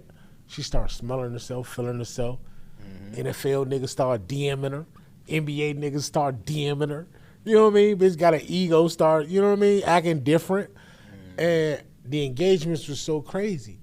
And then it got to a point where me and her ended up splitting, going separate ways. I wasn't managing the account no more and all that. She started posting her kid, her son and shit and all that stuff. And she like, damn, the numbers ain't adding up no more. Yeah, man, what? She sitting on 100,000 followers, you'll get 80 likes. How the fuck you get 80 likes on the picture? It's one model I work with, bro. I remember her hitting 100,000. I remember me working her fucking page, working, promoting shit out her. She hit 100,000. This shit probably like 3 years ago. This is no bullshit. Like 3 years ago, I helped her get to 100,000. Yeah, bro. Today she probably got 103,000 followers. She got 3,000 followers since you stopped working with her. In 3 years. 1,000 a year. 1,000. She got a fucking 1,000 a year. But it's like it's, her content changed. I guess when I stopped working with her, she didn't know how to post. You know what I'm saying? Like it's an art to that shit. Like you gotta know what you're doing. So it's like she just be posting weird shit now. So that shit don't work. But that's why I say what y'all doing. And I told Gigi that when I had her on, I was like, the way y'all doing it, it's so motivational to people that's watching because people think it's just snap, click, and post, and it's not like that. Like y'all got strategies to y'all shit, the way y'all approach it. Like y'all unified. Where I just seen a post this morning actually. It was Lisa, Gigi, Keiki, and you know what I'm saying? So it's like, that's unity. Yeah. That shit, you're not going to get that on no regular person page. So y'all really treat this shit like a real brand. You know what I'm saying? That's what a lot of these girls get when I start working with them. They don't be, it's like, bro, they don't be understanding the benefits. It's like, I have a relationship with majority of these girls because it's really like a circle. Yeah. You know what I'm saying? It's like a circle. And I got a relationship with these girls. So if you fucking with me and what I'm bringing to the table, you know, on the team goal down shit, it's like I'm going to put you with these girls. You know what I'm saying? Gigi didn't know these fucking girls. You know what I'm saying? She didn't know Lisa Ayers or fucking Tokyo or none of this shit. Like, and they like best friends now. You know what I'm saying? And it's like everybody, it's big. It's like a big ass promotion. Like, okay, Tope, I'm gonna shoot with you, Tope. You know what I'm saying? I'm gonna get some of your subscribers. She gonna get some of your subscribers. At least I'm gonna shoot with you. You gonna get some of my subscribers. I'm gonna give you some of mine. It's like a big ass. It's like doing features. Bro, if you a rapper doing like features, feature, you know what I'm saying? Feature, bro. Like, yeah, share yours with mine, share mine with you. That's what they get when they work me. So that's why I like, bro, a lot. Now I feel like I'm fucking undervalued. You know, because it's like I bring a shitload to the table that's like that's unseen. This wouldn't be happening without the brand. Yeah. You see what I'm saying? Yeah, nah. Like, y'all might be great in y'all own individualism, but the reason I feel like, in my opinion, the reason why what they doing stand out so much is not because of the individualism. It's because of the collaborations. Yeah, You know what I mean? The collaborations is what make me notice it. Mm-hmm. You know what I mean? Because I can go see, it's a million girls doing shit individually. Yeah. But you don't see a lot working in unison. Yeah, exactly, bro. The ones working in unison is, this different. This a whole different thing. They gonna max out, bro. Like, they gonna max every out. time. Yeah. So that's just different. Power always in numbers. Yeah, it's absolutely. Always in numbers, bro. Absolutely. Always in numbers. Do you feel like with Gold Dimes, you feel like, all right, we here, or you feel like it's more to go? Hell You feel nah. like it's to grow? Bro, I feel like I just started yesterday. For real? I swear. Because I get a lot of, like, especially like dudes. I get a lot of females too. They be like, "Oh, you the gold and you this and third." But I guess when you working it and you working it, you don't have time to do shit else. It's like you don't have time to think of that shit. Like, I'm this and third. Like, I never like feel like I've arrived. I feel like, bro, on some real shit. Like, I just started yesterday, bro. I swear, like, me personally, I feel like I just started. You work every day? Hell yeah. Every day you're bro, like, I'm locked bro. in. I do a lot, bro. It ain't just the posting on Instagram, bro. I do a lot, bro. I do a lot. Everything that I do is surrounded by my brand. Yeah. Yeah, and I take that shit serious. But that's why I respect what you did with the brand so much, bro. That's what I want to do with mine, because it's like, to me, that shit is inspirational, because it's like everybody. I ain't gonna say it's easy, but it's a little easier to brand yourself as an individual or personality than it is to brand a brand. Yeah. You see what I'm saying? Yeah. Like, a nigga see this. You see that red cap, you know it's Coca-Cola. You see that blue and white, you know it's Pepsi. Mm-hmm. It don't gotta say what it is. You know what it is. What Frank Lucas said when the nigga said it's a brand name. You know what I'm saying? Brand name, it's a brand name. Like, niggas know what it is, whether they know the CEO or not. Yeah. That's different. Yeah. So it's easier to brand yourself because it's a face with it. But when you branded your shit as a logo, as a brand itself, like, was crazy. Like, because to me, that's how white men do it. Businessmen. You can sell Gold Dimes to somebody else and it can still float the way it's floating. Because a motherfucker be like, well, what changed? It's Gold Dimes. I had this nigga trying to buy my brand too. I believe it. Yeah, I had. Would you sell it? It's your baby. It's my baby, bro. But yeah, like, I just told the nigga the numbers was numbering, but it wasn't a number like. You got to put some more zeros. Yeah, but he asked you that because he seen that. Yeah, he knew what that shit meant. That brand. Like, he didn't give up. Like, he kept, like, pursuing it. Niggas don't ask to buy your brand for no reason, bro. Like, and then he wanted to buy it. Also, he was offering me 49% still of the. Oh yeah. Yeah. He wanted to buy just the majority owner. He was gonna be the majority owner, but I was just like, nah. That's if crazy. I sell my motherfucking baby, you gonna have to, nigga. I'm gonna have to. When I sell this bitch, I want to be able to buy me a fucking house in the Bahamas and be on the beach drinking fucking pina coladas and shit. Like, so the numbers weren't right. But even when that happened, bro, I was like, damn, like, whoa. It just made me look like, damn. Yeah, I feel it was some hundreds of thousands. It was some hundreds of thousands. Yeah.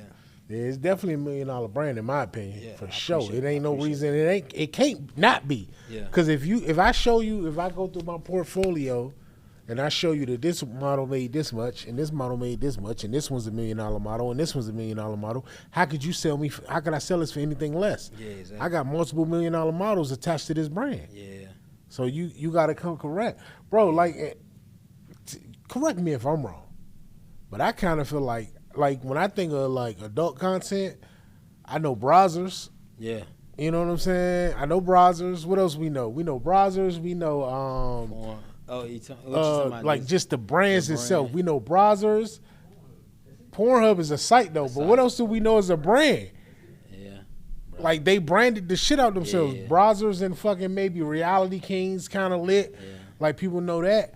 But bro, like you in that name in that category of brands. Look, the urban.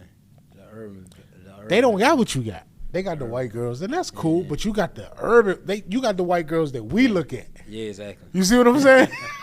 You got the white girls we checking for.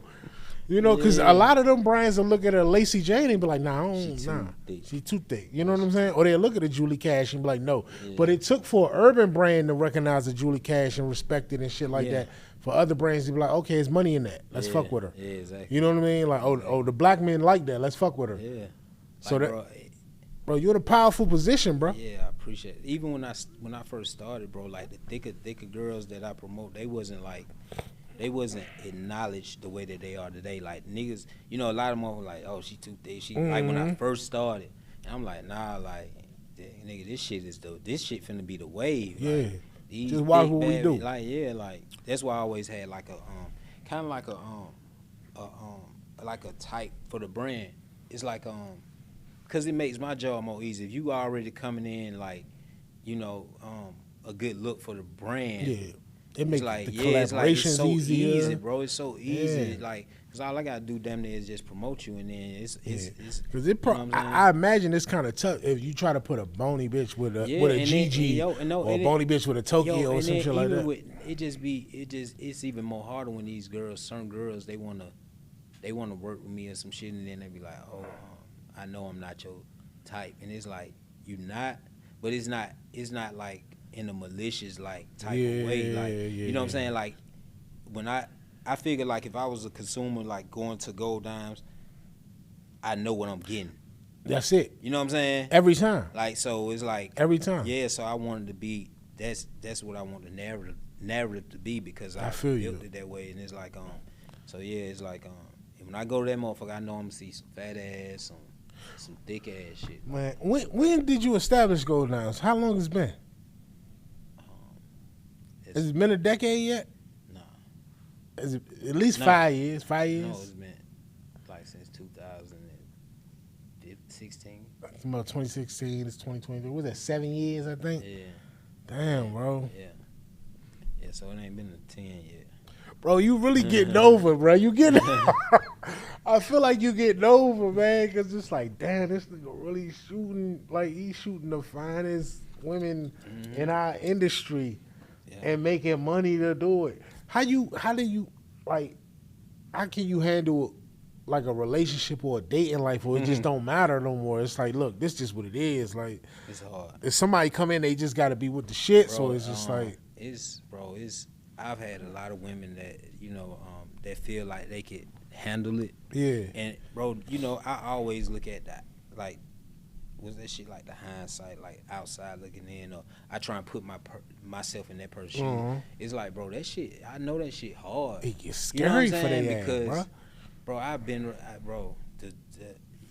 you know, not to, you know, not like put myself on a pedestal type shit, but I've been around the top of the top, of the bro. Top, right? Yeah, and I like been around, yeah. Like, for real. But imagine how that make a woman feel. You know what I'm saying? It's like, it's intimidating. It's like, yeah, that shit hard, bro. You gotta be a special built type woman, bro. Man, the security that she gotta have. What I bring, bro, you gotta be a special type motherfucker, bro. A lot done tried, and it's like it just don't work out. Like it may be smooth in the beginning, and then when it's like, oh, it's just too much. Because they're like, oh, it ain't gonna bother me. I'll be all right. I trust you. And then that shit be different. Then you gotta see me slapping motherfucking on the head. Like I saw the video yesterday. You nigga throwing the money on the head. I'm like, this shit sound like a gunshot, nigga. Like, but I know how a woman might see that and be like, all right, I can see that as content. I can see that as like, you know, promotion. Like, you know what I'm saying? I get what's behind it. Yeah.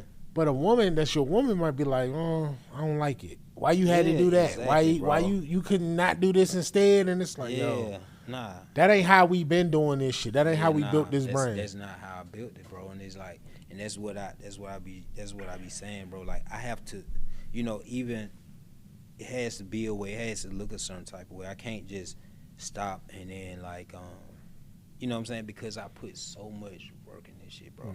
Like people don't understand, bro. The blood, sweat, and tears. Man, what? You know what I'm saying? Like, bro. And I'm the only one that experienced that, so it's like I can't just let that go and then just do it the way that you want me to do it. Like, nah. To appease you and shit. I Like, can't do that, bro. And you ain't even guaranteed to stay. That might make you feel away. That's my biggest shot. Be like, bro, you can leave at any time. Anytime. And then what? Then I threw all this shit in the water. And then I done fucked like, up my relationships with all these people. And then exactly. The first thing they gonna be like, nigga, go on back to that. Yeah, exactly. Now you want me? Now you want me to come? You see what I'm saying? So, man, listen, like, bro, nah. you doing it the right way, bro. Like, Yeah. It just like you either with it or you ain't. I can't. Yeah. This is what it is. I can't change it for you. Yeah. Like, Karen wouldn't come in and ask John to change the way Pepsi run his business. Like, it is what it is. Like, that's how the business run. Like, and then you gotta understand, like, majority of the women that I never fuck with, like, no. Since I've been doing this, like, no relationship with somebody who's not in this realm of, you know what I'm saying? So it's like, so if you date somebody, you gotta date her in that, cause she understand it. Way more than a normal woman would. Yeah. But it's like, damn, bro, you probably couldn't date a 9-to-5 bitch. Bro, never. It wouldn't work for you. It was this one badass bitch that I was fucking with like years ago when I was like on the block type shit. Yeah. And she came to my crib. Whatever. As soon as she seen that pole, she walked out. What the fuck? Yeah, she seen that shit and she just like, I like, what the fuck? What are you doing? She was like, nigga, you got too much going on. She not even an internet, so she don't know nothing about to go. But she just seen the setup. She like, just nigga, threw what? her off. Yeah, nigga, like, cause she, I hadn't seen her since I came home from prison. So it's like for her to see that shit and then she remember me from motherfucking, robbing and motherfucking and selling dope. And she like, from now to see, like, I come to this nigga shit, this nigga all these lights and fucking set up like a whole fucking production shit, and shit. She walked right out, like, and she didn't even explain herself to like the next day type shit. She just left. She like, nigga, I don't know what you got going on, but it's some more shit going on. Yeah, God, it's some more other shit going on. Like this ain't the Flash that I know. Like, is it worth it to you? Like, you know what? Fuck that. This shit worth more than all that. Oh, definitely, bro. I could easily build another you. Like, if you know what I'm saying, if someone leave or they don't want to fuck with me no more, I could actually meet somebody else and build them just like that. You know what I'm saying? Yeah. So it's and it's just like you said, bro. This is my baby. Like, bro, I put too much work in this shit. You know what I'm saying? It's my baby, so yeah. Do you, not to get in your business, but do a lot of people depend on you? Are you taking care of motherfuckers? Like if I stopped today, if I gave up today and just be like, fuck it. Like, how many people like, bro, you can't stop because that's the thing about the streets, right? A lot of times when you're in the streets and you got motherfuckers to work with you or work on you or whatever, right? Yeah. You kind of get stuck in that shit because you don't want to leave niggas stuck. Well, like, bro, I love bro, I don't want to fuck him up. I was just saying this shit the other day, bro. The way that I push the females that I work with, bro, after about a year, they could leave and be and self-sustain themselves. I know we keep talking about Gigi. Look at Gigi. You like at the end of the day, Gigi don't need me no more. Like she don't like she don't per se like need me. Yeah. She a household name right now. But that's what the brand doing. Yeah. Making so them like names after a year, like I always had like the like I always work with a lot of girls. But it's like I have these premier girls that I work with. Mm-hmm. And bro, a lot of them done left. Them bitches 7 million followers now and all this shit they on their own. And it's like so after about a year, me pushing them hard like that, they could just leave. So what kind of what kind of situation is it that you present to them for them to be able to leave? It ain't like, because obviously you ain't on no Birdman Master P shit because you letting them go. Because me, I ain't gonna hold y'all ass, bitch. You locked in. Like, fuck that. If I done did all this shit, you ain't leaving. Bro. Nah, them bro, because I'm just, like I said, I just come from an era, bro. Your word is everything. Yeah. You know what I'm saying? If somebody done made me this amount of money and this amount of time that changed my life, I just feel like it's like some type of gratitude that I owe towards you. Even if we don't fuck with each other, it's like, bro, we still gonna work. You know what I'm saying? So it's like, I be needing to put. I was just talking to this lady the other day. She managed a lot of girls. She like, bro, I don't know why you don't put these girls like on no crazy contracts. Lock their ass. Yeah, because it ain't that today's time. It's not that old handshake type shit. Like, yeah, it's not. It's integrity not, and shit. Yeah, it's but, not. Cause see, that's what I thought though. I thought that's what you had them in. Cause for the girls you got they elite women, bro, in this industry, bro. Like everybody can't get the girls you got. Mm-hmm. You know what I mean? And because of that, it's like it would make the average person look and think that you had them locked in. Every time motherfucker leave, I go get something better. That's how I look at it. You leave, I'm gonna go get something better, and I'm gonna crush you. And you gonna see it. That's how I feel about shit. Yeah, bro. I'm gonna crush you, and you gonna see that it. should motivate me. Yeah, it motivates. I got you. Don't worry about it. Yeah, I'm gonna crush. I'm gonna show you what I can do. I'm gonna go hard. Yeah, for sure. Man. But yeah, it's a lot on that. Damn. But I feel like the situation y'all got now, I said that to Gigi when I had her on here. I was like, yo, y'all just look like a unit. That shit look like it's a well-oiled machine. It's supposed to look that way, bro. It's power in numbers, bro. Yeah, bro. Like, it's power in numbers. I don't know how a motherfucker won't get that. Like, it's power in numbers. Mm-hmm. You know what I'm saying? So. Man. So let me ask you a question then. So, and this is something I was asking people, like certain questions, like, yeah, give me some questions y'all might want me to ask a man in this position. Yeah. So this was one of the questions, and I thought this was probably the most important. Yeah. So in your position, you got models that do adult content. If you end up with a model that's in adult content, do you change the way you manage her situation? Like, is she now off limits, or is she still able to shoot content?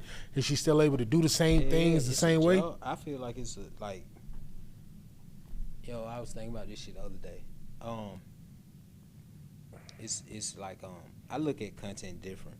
I look at a lot of shit different. Like, a lot of niggas be like, bro, I can't have my girl doing that. Hey man, it's content, and it's about the money. Yeah. But it's like with men, I'm not a dude. I never met a woman, however bad or how good the pussy was. I never been pussy with, and I done fuck with some of the baddest top tier, top tier, bro. I never. So it's like, but I understand from a woman. You know what I'm saying? Certain women, bro. They it's like they might fuck with a nigga like doing some content and they fall for a nigga type shit. And it's like with me, it ain't gon' if I've been doing this shit this long, I don't see how somebody gonna come in and just have me falling for him like that. I fall for personalities. I fall for like how a woman treats me. Yeah. It's never gonna be your pussy. It ain't the pussy, bro. It's not gonna be your pussy, bro. Yeah, I tell bitches that all the time. How it's good not it the is, pussy. It's never gonna be your pussy. That shit, never been like, pussy. That shit, the same as the last bit. It ain't that different to me. Like, in all honesty, like, it's not that. It's absolutely what you bring to the table as a person. Actually shoot with somebody and then they end up in a relationship with that person. So I think with females it'd be a little bit different.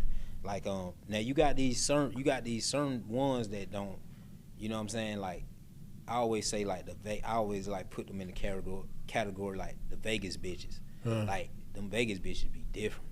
Like they don't give a fuck who you is. Like, they'll shoot with your ass and go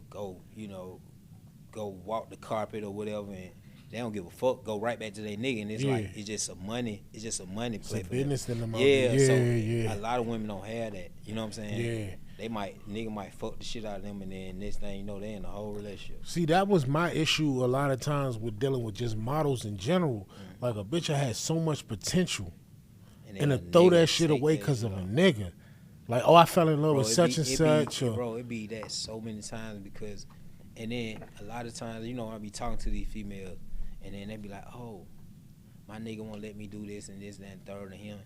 But your nigga met you doing this. They're doing the exact The only reason your saying, nigga met you is because of you doing this. Yep. So then to turn around and then be like, I don't want you doing this and on this, that, and third. It's like, nigga, you met her. The only reason you met her doing was absolutely, doing this. yeah. Nigga, you was subscribed to her OnlyFans. That insecurity. And you seen her taking dick, this nigga, this, and so now you want to change it. Yep. You know what I'm saying? Now you want to change it. And the world changed because I'm here now. Like, nah, that nigga's tripping though. But I seen that. You know what I mean? Yeah, I seen that.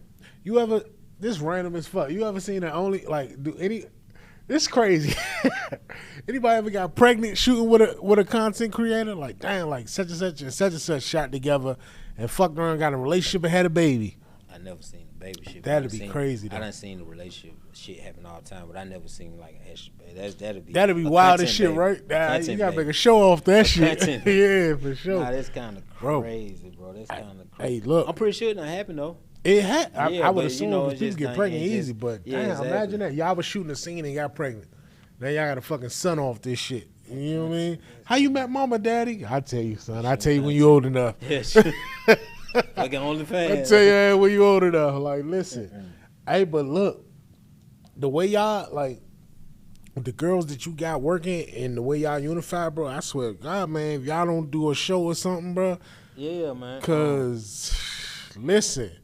Bro, I be thinking about that shit. Look at the engagements, bro. Y'all got the numbers y'all got behind y'all. That shit be crazy, right? Easily 10 million viewers a week. Crazy, yeah.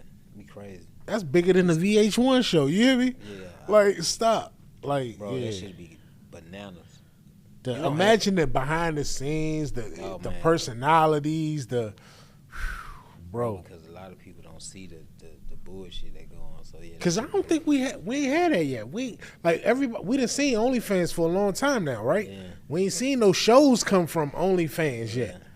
No. Like a show about that in this industry. Like, look, this what we do, and this shit be lit. Maybe somebody see it and then they fucking. Yeah, was you? Yeah, you be the fucking executive producer. I do that motherfucker with y'all. I be right behind this motherfucking lens, like in a heartbeat, bro. Because I already know what that shit'll do, bro. Because like that's the thing. Like I feel like that's what blew it up anyway. Is the fact that it makes you feel a personal connection to the person.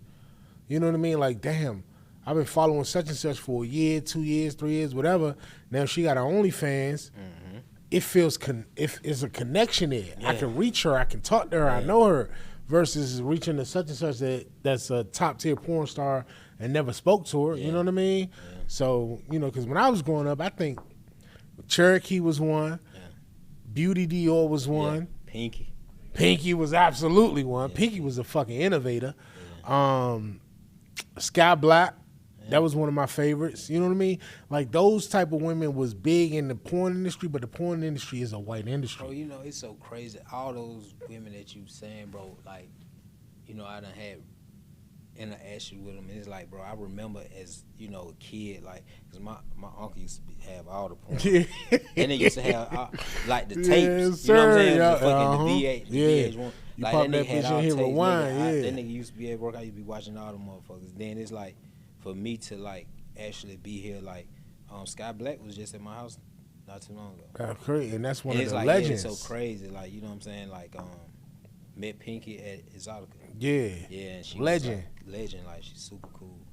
Yeah, see, I want to. That's why I'm going to Exotica though, so I can meet them in person and be like, "Yo, I need you on my platform." Yeah. You know what I mean? Because they got stories, they got history, they got shit they need to spread and share, bro. Because Chicago be lit, too, for real, bro. Lit. How long you been going to Exotica? Damn, I can't about 4. About 4 years? Yeah. Nina K. Yeah, I know Nina K. Yeah, Nina was the first one that she actually paid me to go with her, bro. She booked me to go with her. She's like, yo, you need to start going to these Exoticas, and then she paid me to go. And I've been there since. So when they say, oh, you only fuck with white girls, you see what I'm saying? It's like, yeah, you see it's business, bro. Like, they treat me a certain way. It's a respect. Oh, she paid me to go. Yeah, that's dope. Yeah. That's dope. Man, look, I am going. I'm trying to lock in. You going to Chicago? Bro, I never miss it. All right, I'm gonna fucking see your ass there, bro. Chicago and Jersey is a no miss. I ain't never been to Chicago. You know, oh yeah, no. I ain't never been to Chicago. Yes. I'd have been a bunch of places. Chicago was not one of the places Chicago. on my list to go. Yeah, but you know when you go, me either. But it's like when you go, it's like you just going for that. Yeah, I ain't yeah, going yeah. to six. I'm not going to 63rd. None of that shit, right? Yeah, I'm not going. Like, Yeah, I'm gonna go for that, man. I'm gonna try to enjoy myself and make some relationships out of that shit and see where that shit go, bro. Like you gonna see everybody that bitch, bro. And it's like it's so dope because being in this industry, you get a lot of people that don't understand this shit or that's not in the industry, so they gonna judge you or whatever this. And it's like with Exotica, everybody who's in there is a part of it, so it's like you could be community. Yeah, it be some weird looking shit going on. Yeah, all this I other shit, seen but it's that. just they feel comfortable and it's like, you know what I'm saying? That's what Judgment free zone type shit. judgment Yeah, free, man. judgment free, It's a lit. level of freedom that I expect to see. I when never I'm in there, seen like any issues or no fights or no anything. I know it always be like some dope shit going on. That's one of the things I've always seen when I watch interviews or documentaries about the adult content industry. It's a community. Yeah, it is. It's like because everybody outside don't fuck with us, we gotta fuck with each other. Exactly. Like we can't afford to be beefing and arguing, and we gotta work together. We gotta, because I mean, what other industry is it that much collaborating? Ain't no other industry, not even music. You can do an album by yourself. Yeah. But you can't be a porn star by yourself. Yeah. You have to collaborate. Yeah. You know what I'm saying? It's inevitable. You're gonna have to do it. So because of that, in order to collaborate, now you got to work with directors. You got to work with production assistants. You got to work with makeup artists. You got to work with other creators. You got to work with different people. So you're gonna end up opening up yourself to a multitude of people and developing them relationships. Yeah. So I think that's super dope, dog. Like it's just like I seen I forget what name was, but she was saying that shit. She was like, "Oh, it's a community." Just the fact that it's a community is major. Like a fucking community. It's like a little circle. Us against the world type shit. Bro, that's how ever since that's how I've been feeling that shit is. Like it's like a little shit because even when I started, like a lot of people, you know what I'm saying? A lot of people didn't understand what I was doing and didn't believe in that shit. But now it's like I got those same people be like, yo, let me hold something. Niggas see that finished product like, can God damn. You know, in the beginning, niggas like, bro, what the fuck you doing? And then it's like, bro, can I, bro, give me God. Look out for a nigga, like, give me a job, nigga, like, shit, nigga. But oh God, bro, you put the application out, niggas gonna sign up for a job, bro. Like you really living a lifestyle that niggas fantasized about to be able to do that. Like, how does that make you feel though? It's bro, on some real shit, bro. It's so natural, bro. I was talking to my sister the other day, just having a conversation, and she was like, "Bro, do you know you was gold dimes before you was gold dimes?" And she was like, "Nigga, in high school, like my mom was always that cool mom. Like she wasn't like super strict type shit. She was strict with my sisters, but with me, she knew like yes, she would be strict. Like, oh, you gotta be in before the fucking when the what's the street light. Yeah. But I would book every time. I was the only boy. Like I would book, and so she just understood that, you know what, this nigga not gonna listen. This nigga gonna do what he gonna have to figure it out himself. So like even in high school, bro, in high school I used to have different bitches like spending the night with me every day. Like I used at the crib? At my crib, bro. Like my sisters couldn't do that shit. They couldn't have no niggas coming to the house and all this shit. But bro, I used to have different bitches, bro, at my crib, spending the night, in and out. Because it was like my mom, I guess she kind of felt like I would rather for him to do it here than just, because he gonna do it. You know what I'm saying? This nigga, he gonna do it. So I guess she felt like I'd rather for him to do it here than just under my watch. Yeah, up under, you know what I'm saying? So I always had different bitches, bro, like all the time, bro, like all the time. So it was like some natural shit. Yeah, my mom was always like, you your daddy's son. You know what I'm saying? Like, I know what you gonna do. I know how you are. But I was there, but nah, I couldn't do that much. I couldn't get them to sleep at the crib. Like high school, bro. We was hitting bitches at the playground, on the park. Like we was fucking them outside because we couldn't take them home. high school, I think I got like, to be honest, bro, I think I got like 6 girls pregnant. In high school? Yeah. In high school. Where you grew up at, bro? I'm from East Atlanta. I'm from Zone 6. Yikes! In high school, bro, it's so crazy. Me and my son was just having this. We were just having this conversation, bro. I went to the worst high school in fucking. I don't know. It was Fulton. Fuck Fulton. Might have been in the United States. God, bro. damn. We had a daycare in our high school for the students' babies. Yes, I never seen any other high school, bro. I lost my virginity to a girl. She was 18 or 19. She was still in high school, and she had 2 kids. Going to the school. What school was that? Crim. And you was going in as a freshman or some shit, and she a senior. I was a sophomore. Sophomore. But I was in 10th grade. That's when I first started fucking, like my 10th grade. Yeah. Yeah, bro. She had 2 kids. She was 18 and 19. 2 kids. And her in high kids, school. yeah, bro. Like, so we had so many pregnancies at Crim that they built a daycare, and so what the girls would have to do, like at lunch, instead of having lunch, you have to go see your kids. You have to be and do everything with your kids for lunchtime. I don't know no other school that had that. That's how many pregnancies we had.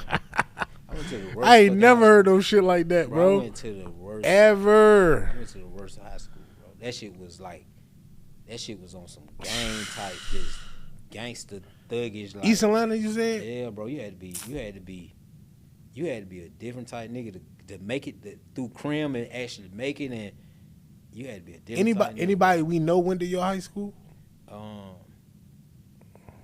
Big Bank Black. He went to your high school? Yeah, he from East Atlanta. Who else? Shit. Future from East Atlanta too. He from Kirkwood, but I don't think he didn't go to Crim. Gucci, but Gucci didn't go to. He didn't. I grew up with Gucci. That's my dog. Oh, that's your dog. That's okay. my nigga. Like, yeah. He didn't go to Crim either. I don't even know He ever said anything about what you got going on? Like, bro, I see what you doing, nigga. Like, you really did it. We was in Vegas. Me, him, and P. Yeah. QC. Yeah. That's like my best friend. Like we was from the block. Like we, like from the block like trenches. Like So bro, look at y'all now, bro. Huh? Look at y'all now. Look at him now.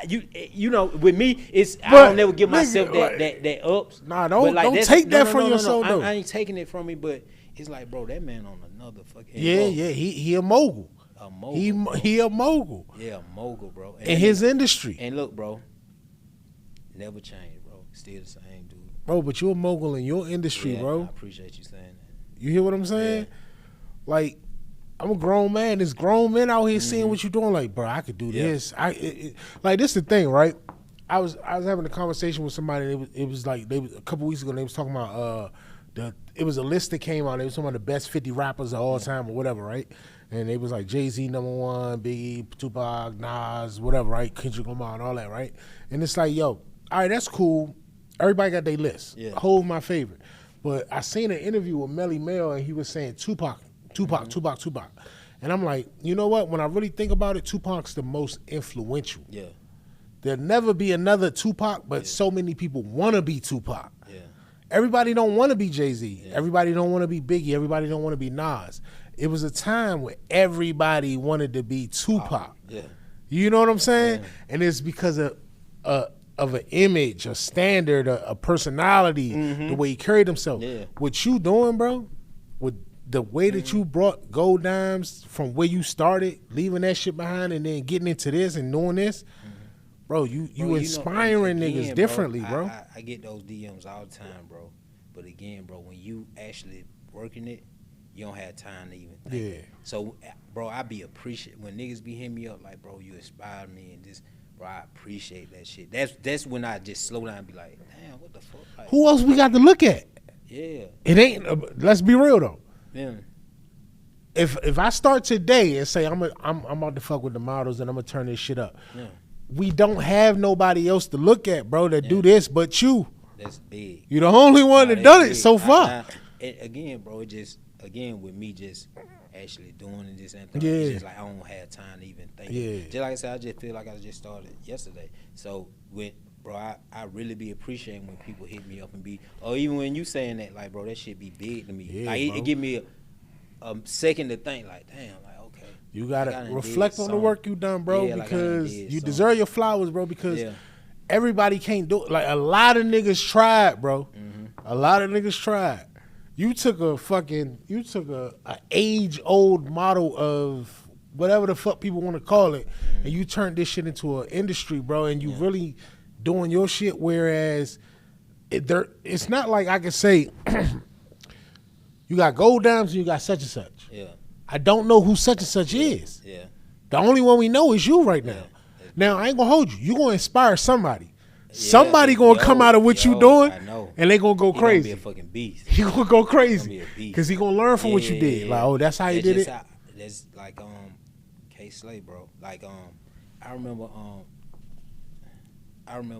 talking to a model, and I was like, yo, I've been hitting K Slay up. Like, I've been trying to do like a collab, like magazine with him. Yeah. And I was talking to this model, and she was like, oh, he don't fuck with you. And I was like, why?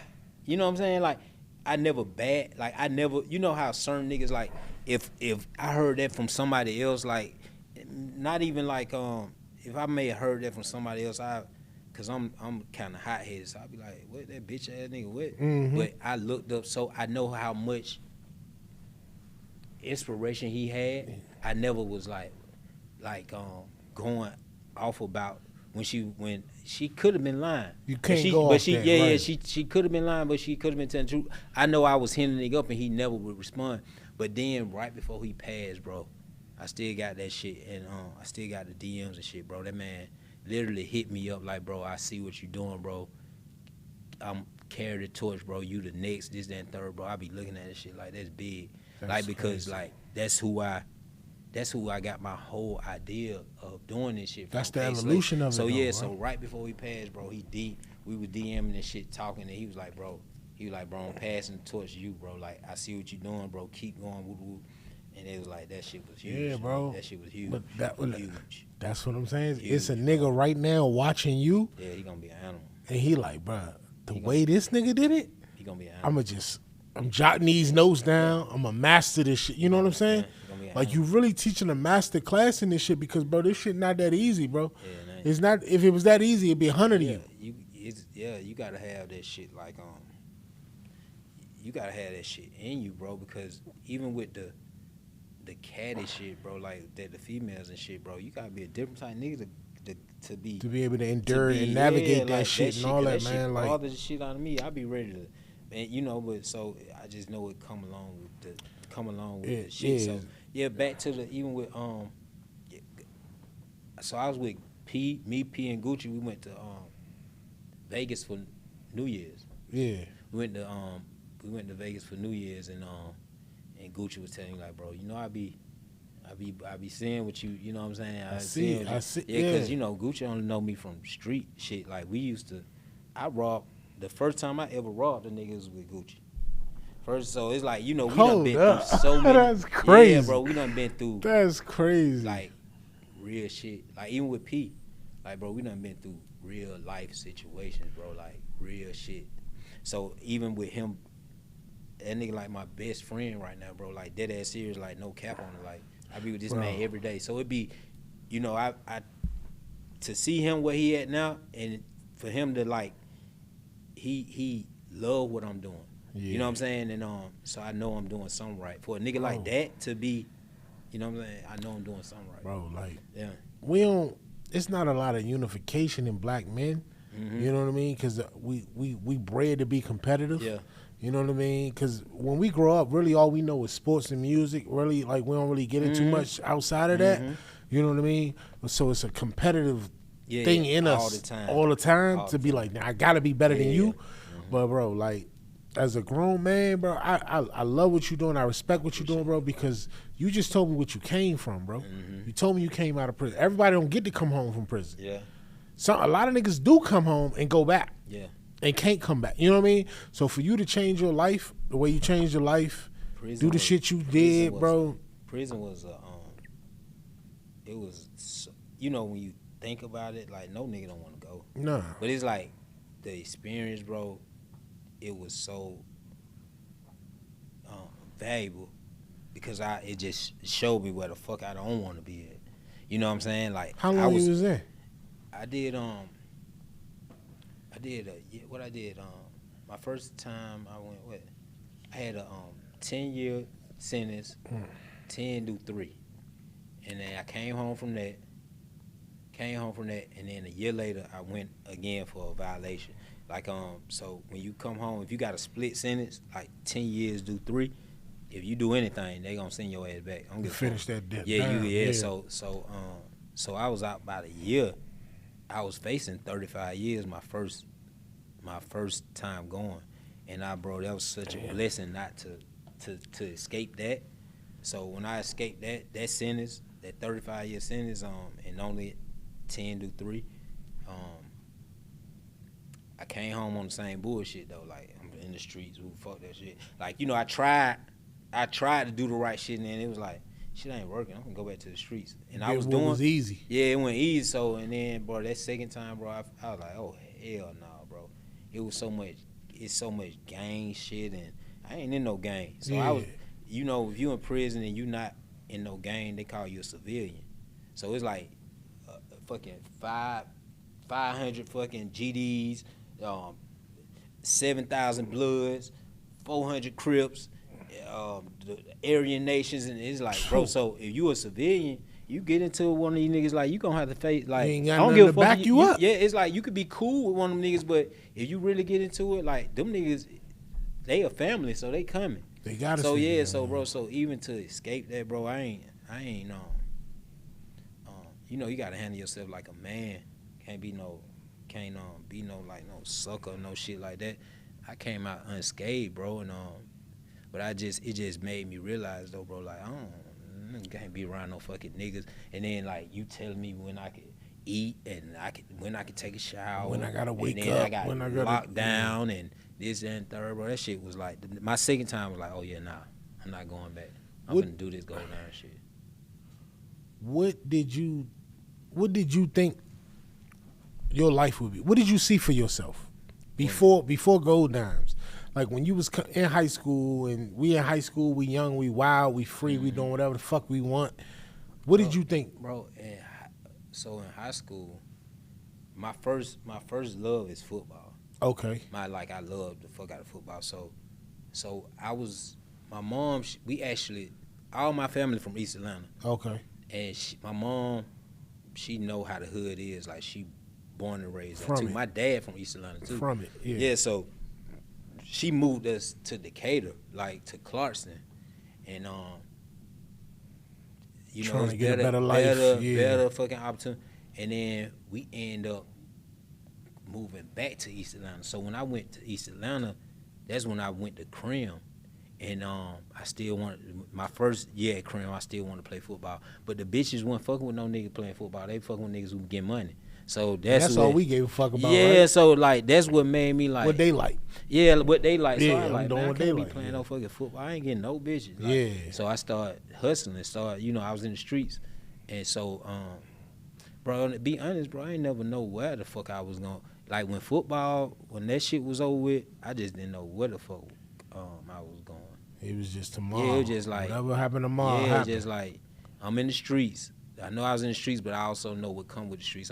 I'm that person that knew that it was gonna be a time that, where it was, what I'm saying? I knew I wasn't gonna be in the streets like forever. Because it's like it's something that goes with that. Like it's gonna get killed or you're gonna be in prison. It ain't too many other shits like that go on with that shit. So and look what you did, bro. Yeah.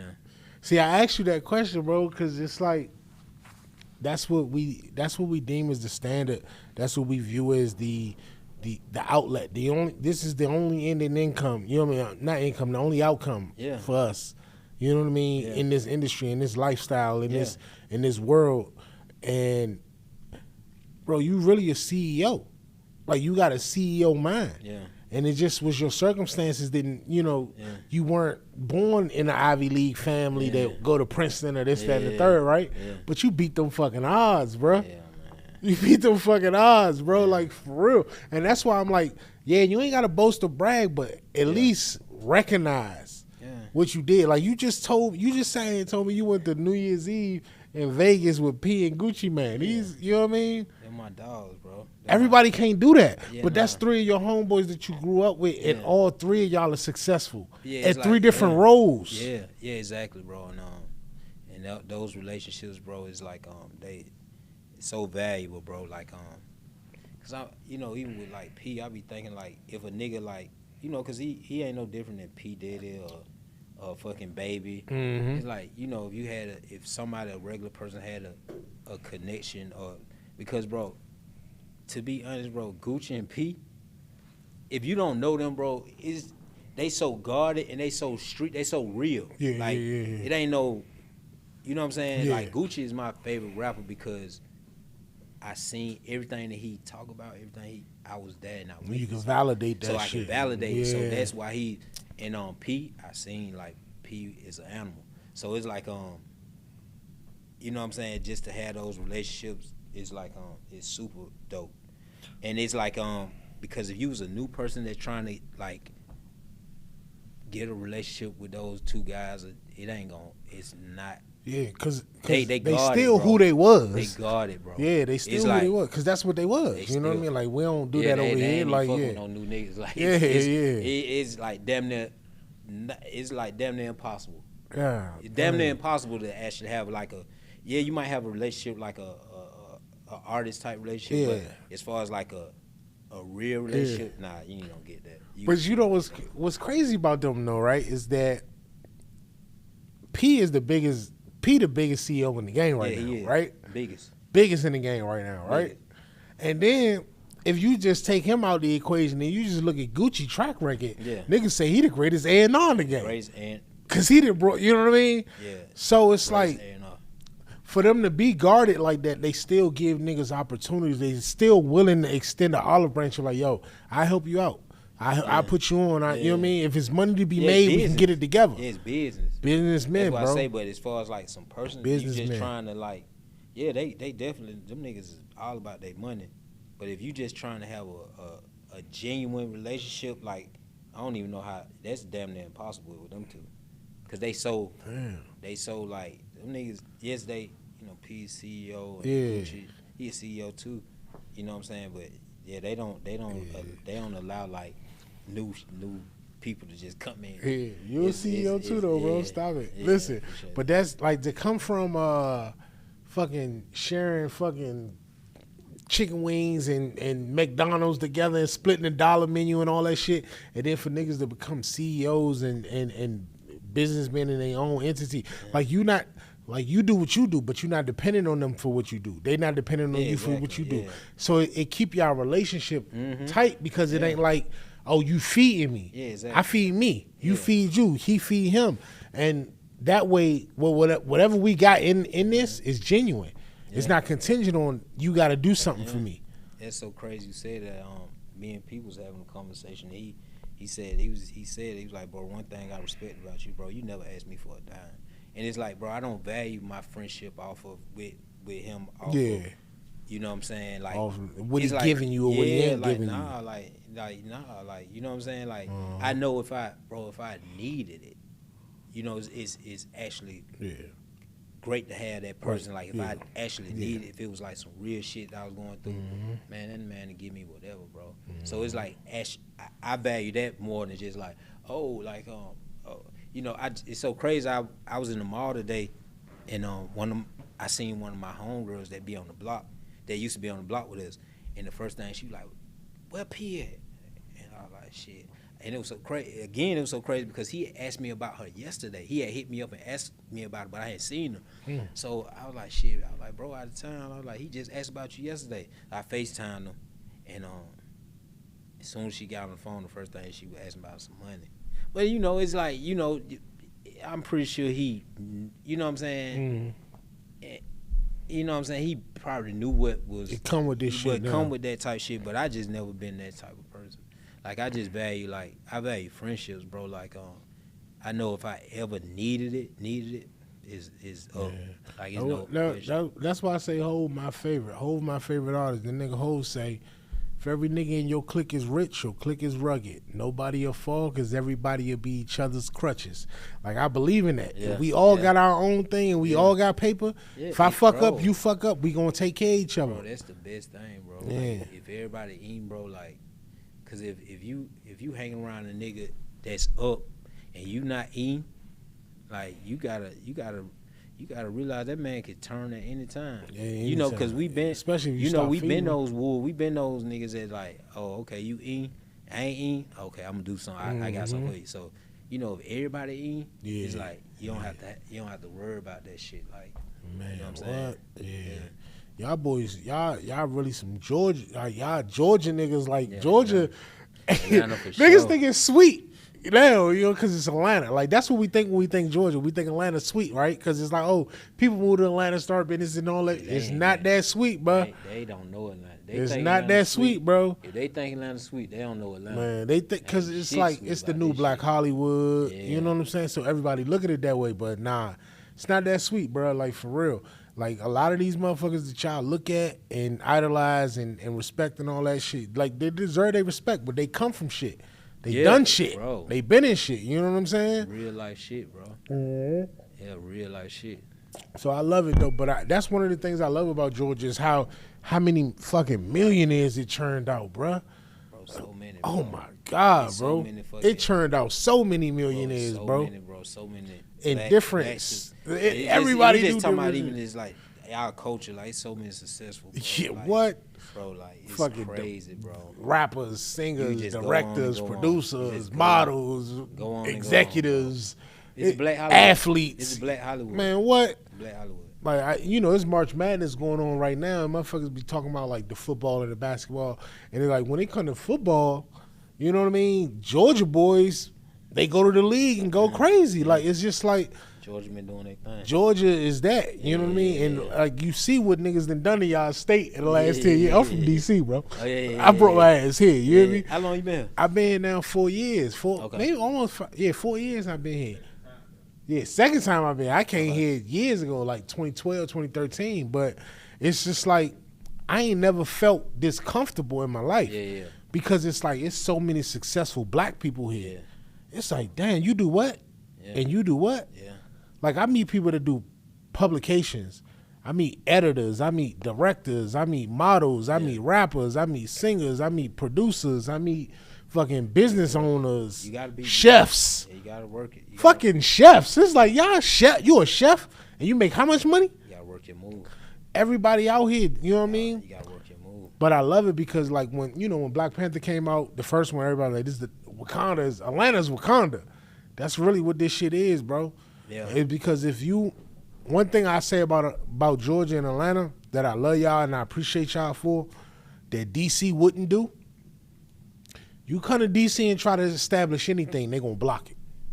They gonna block it. They gonna get in your way. They gonna hate. They gonna be jealous. They gonna, nah, you can't come eat here. And I love my hometown. On some real shit, Atlanta, bro, on some real shit, it's so many people that move here and that's been successful, bro, that's not from And y'all here. let them live, bro. Yeah, bro. Y'all let them live. Y'all work with them. Y'all collaborate with them. Y'all welcome them in. Always, bro, the real, and I feel like my era was the real Atlanta. Like, we on some player shit. Like, we grew up, you know what I'm saying? We was always taught to be on some player shit, get you some money, fuck with you some bitches, bro, and be smooth with it. You know what I'm saying? So, hell yeah, I might meet, you know what I'm saying, might meet another nigga from another state. If he on that, I fuck with you because you on the same thing I'm on. That's how like, Meech got in this motherfucker. Yeah, exactly. Like, it ain't no fucking, like, oh, just because you from somewhere else, like, type shit. Like, nah, if you on the same thing I'm on, we should be rocking. We should be getting some money together. Yeah. You know what I'm saying? How we gonna eat? Y'all different. You know what I'm saying? Yeah, how we gonna eat? Different, bro. Like, that's It's how I feel different like it here. should be. Everybody, you can't go to LA and do that. Yeah, LA beautiful, but you can't do that in LA. You can't go tomorrow to LA and say, yeah, we go down to LA and we gonna run this shit. Like, no. Somebody gonna be like, nah, I ain't fucking with it. We gonna stop that. You know what I'm saying? Yeah. You can't do that in every city, bro. Yeah. But Atlanta is so fucking welcoming to its own kind. Like, y'all not, it don't matter if you got an accent or you don't. It don't matter if you're born here or you're not. Like, some of your favorite Atlanta artists are not born in Atlanta. They come and they migrate, their families move here or whatever for better opportunities, but they grow up here and they become a part of the community, and then they give back or they do whatever it is that they do to help Atlanta thrive. Every city not like that. And I love my city. I love D.C. I love Maryland. I love all that shit. But the DMV is not that kind of city. Yeah. Niggas not unified. Niggas not working together. Yeah. I say that, and, you know, I wish we was, but we not. Atlanta sets an example that, you know, I was watching Big Gip on a podcast the other day, and he was talking about how Atlanta been running rap music for the last 20 years down there, and it's because them niggas work together, shit, bro. Like Atlanta, bro, the talent, bro. They work together. I wish these niggas, like, cause it's unified. It's unified to a degree, and it's not unified. But I wish, like, if all the artists and shit, like, we just speaking on the artist type shit. Yeah. They was to come together, bro, and do like even from my hood, bro, like from East Atlanta Zone 6. You got Future, Gucci Mane. You got fucking Young Nudie. You got 21 Savage. Man, it's heavy hitters, bro. Like, we from this same Zone 6. We from the same shit. And it's like, bro, it's heavy, bro. Like, those guys they put it. Well, that's like Gresham Road. Well, nah, Gresham is Decatur. Is that Decatur? That's Decatur. Okay. But it's next right next to Decatur. It's right next, yeah. Like, it's right there. Like, East Atlanta and Gresham and Decatur, you know, it's right there. But Gresham is Decatur. Damn. Yeah. It's a part of Gresham that's in East Atlanta. But if a nigga say he from Gresham down there, he from Decatur. He from Decatur. Yeah, he damn near from Decatur. Yeah. Damn. Yeah, I used to live off Gresham when I was fucking. When I first got here, I was this ain't for me. Decatur part. Decatur part. That shit I was like, I might want to look at some other opportunities over this. I moved my ass to Gwinnett, bro. Oh yeah. Yeah, bro. I moved my ass to fucking Gwinnett, bro. I couldn't do it. Nah, that shit bro. It ain't for everybody. But I mean, even when I was there though, bro, I never had no issues. Like it's like I've been to New York. I've been to D.C. I've been to fucking, other places that have ghettos. And in those ghettos, you feel like a target. You feel like an outsider. You feel unwelcomed. Even in the ghettos here, bro, I never felt that way. I never felt like, I need to get the fuck from around here because these niggas on my ass. I never felt like that. Yeah, probably you stay, that's why I feel like I don't have no, like, I don't be having no issues because like, mind your business, bro. I'm in my own lane. Yeah, I mind my business. Bro, niggas respect my lane, bro. Like, you know what I'm saying? Like, so I don't have no issues with no niggas because I'm in my own lane. This crazy, right? Even with the gangsters in Atlanta, niggas is polite. Even the gangsters polite. Nigga still say, excuse me. Like, damn, nigga, you a whole fucking gangster with the pistol on your hip. I seen niggas come in the gas station, bro, with the extended clip hanging out the pocket, and the nigga still will say, excuse me, bro. Yeah, them niggas love doing that shit. You know what I'm saying? But it's like, damn, bro, like you would think in a lot of cities, bro, niggas are looking for an issue with that. Yeah. Niggas will treat you a certain way because I got it and you don't got it. You know what I mean? But in Atlanta, nigga, I just seen niggas with a 30 on their waist and be like, excuse me, bro. My bad, bro. Yeah. It's still like a southern hospitality to that shit. Yeah. I love that about being in Georgia, bro. Like, I would hope so. Y'all niggas is, y'all gangsters, y'all players, and y'all all of that in between. But damn, y'all niggas like, still got respect. Even like my grandma, like, she taught, you had to say yes, ma'am. You had to, if it's a female walking in, you had to open the door. Hold that motherfucker. Yeah, so it's like, those. I don't know if these young niggas got that, though. Because they grandma's done at 35. Yeah, they ain't got it like, you know what I'm saying? Yeah, but that leadership that we had. My grandma, you couldn't even say, you had to say yes, ma'am. Yeah. If she walked, if you had to open up a door for absolutely. Like, you had to hold the door, so it wouldn't even know. It just had to be done. Yeah. You know what's crazy? What I say this though, right, is when it come to how we was raised, even like being in northern states and northern cities, whether you in New York, Connecticut, fucking wherever, Boston, like all our grandparents come from the South. Yeah. So if you got grandparents in your life, Yeah. you were still raised with Southern principles. Yeah. You know what I mean? Yeah. Like when the summertime would come, we went to the South. Yeah. When it was vacation, oh yeah, it's summertime, school out. We going down Mississippi. We going to Alabama. We going to South Carolina. Family reunions and shit. Yeah, it was always in the South. So people act like the South is new. Like they treat it like, oh, it's new. Like New York, DC, all these Miami, all these other, not Miami, but other cities that are northern. They act like it's been here. Yeah. But that's the new shit. Yeah. The South is the original shit. Yeah, that's where our ancestors and our parents come from. Exactly. So our principles come from where we at now. Exactly. Versus the northern states that act like, oh man, you know, the South, this, that, whatever. Like, no, that's where your folks from, bro. Nigga, you from New York, you from Brooklyn. Where your mama and daddy from? My mom was born in South Carolina. My daddy from Alabama. Like, nigga, cut it out. They just you born here, nigga, but you raised with the principles of a motherfucker from the South. Yeah. You know what I mean? The food we eat on Thanksgiving. You know what I mean? The prayers we say, the churches we go to, the shit that all that shit is Southern based, bro. Exactly. It's all Southern based. We just now getting around to tapping into our roots. Yeah. You know what I mean? But it's been that. It's been that. People just acting like it's, oh, no, I ain't. Like, nah, y'all niggas knew.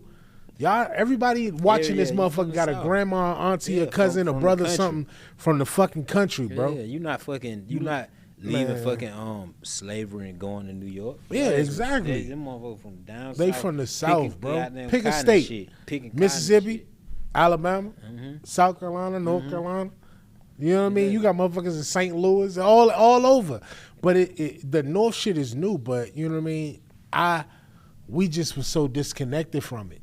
Even myself, like my folks from Louisiana. That's about as south as you can get. Yeah. But I didn't know them growing up. So all I knew was DC.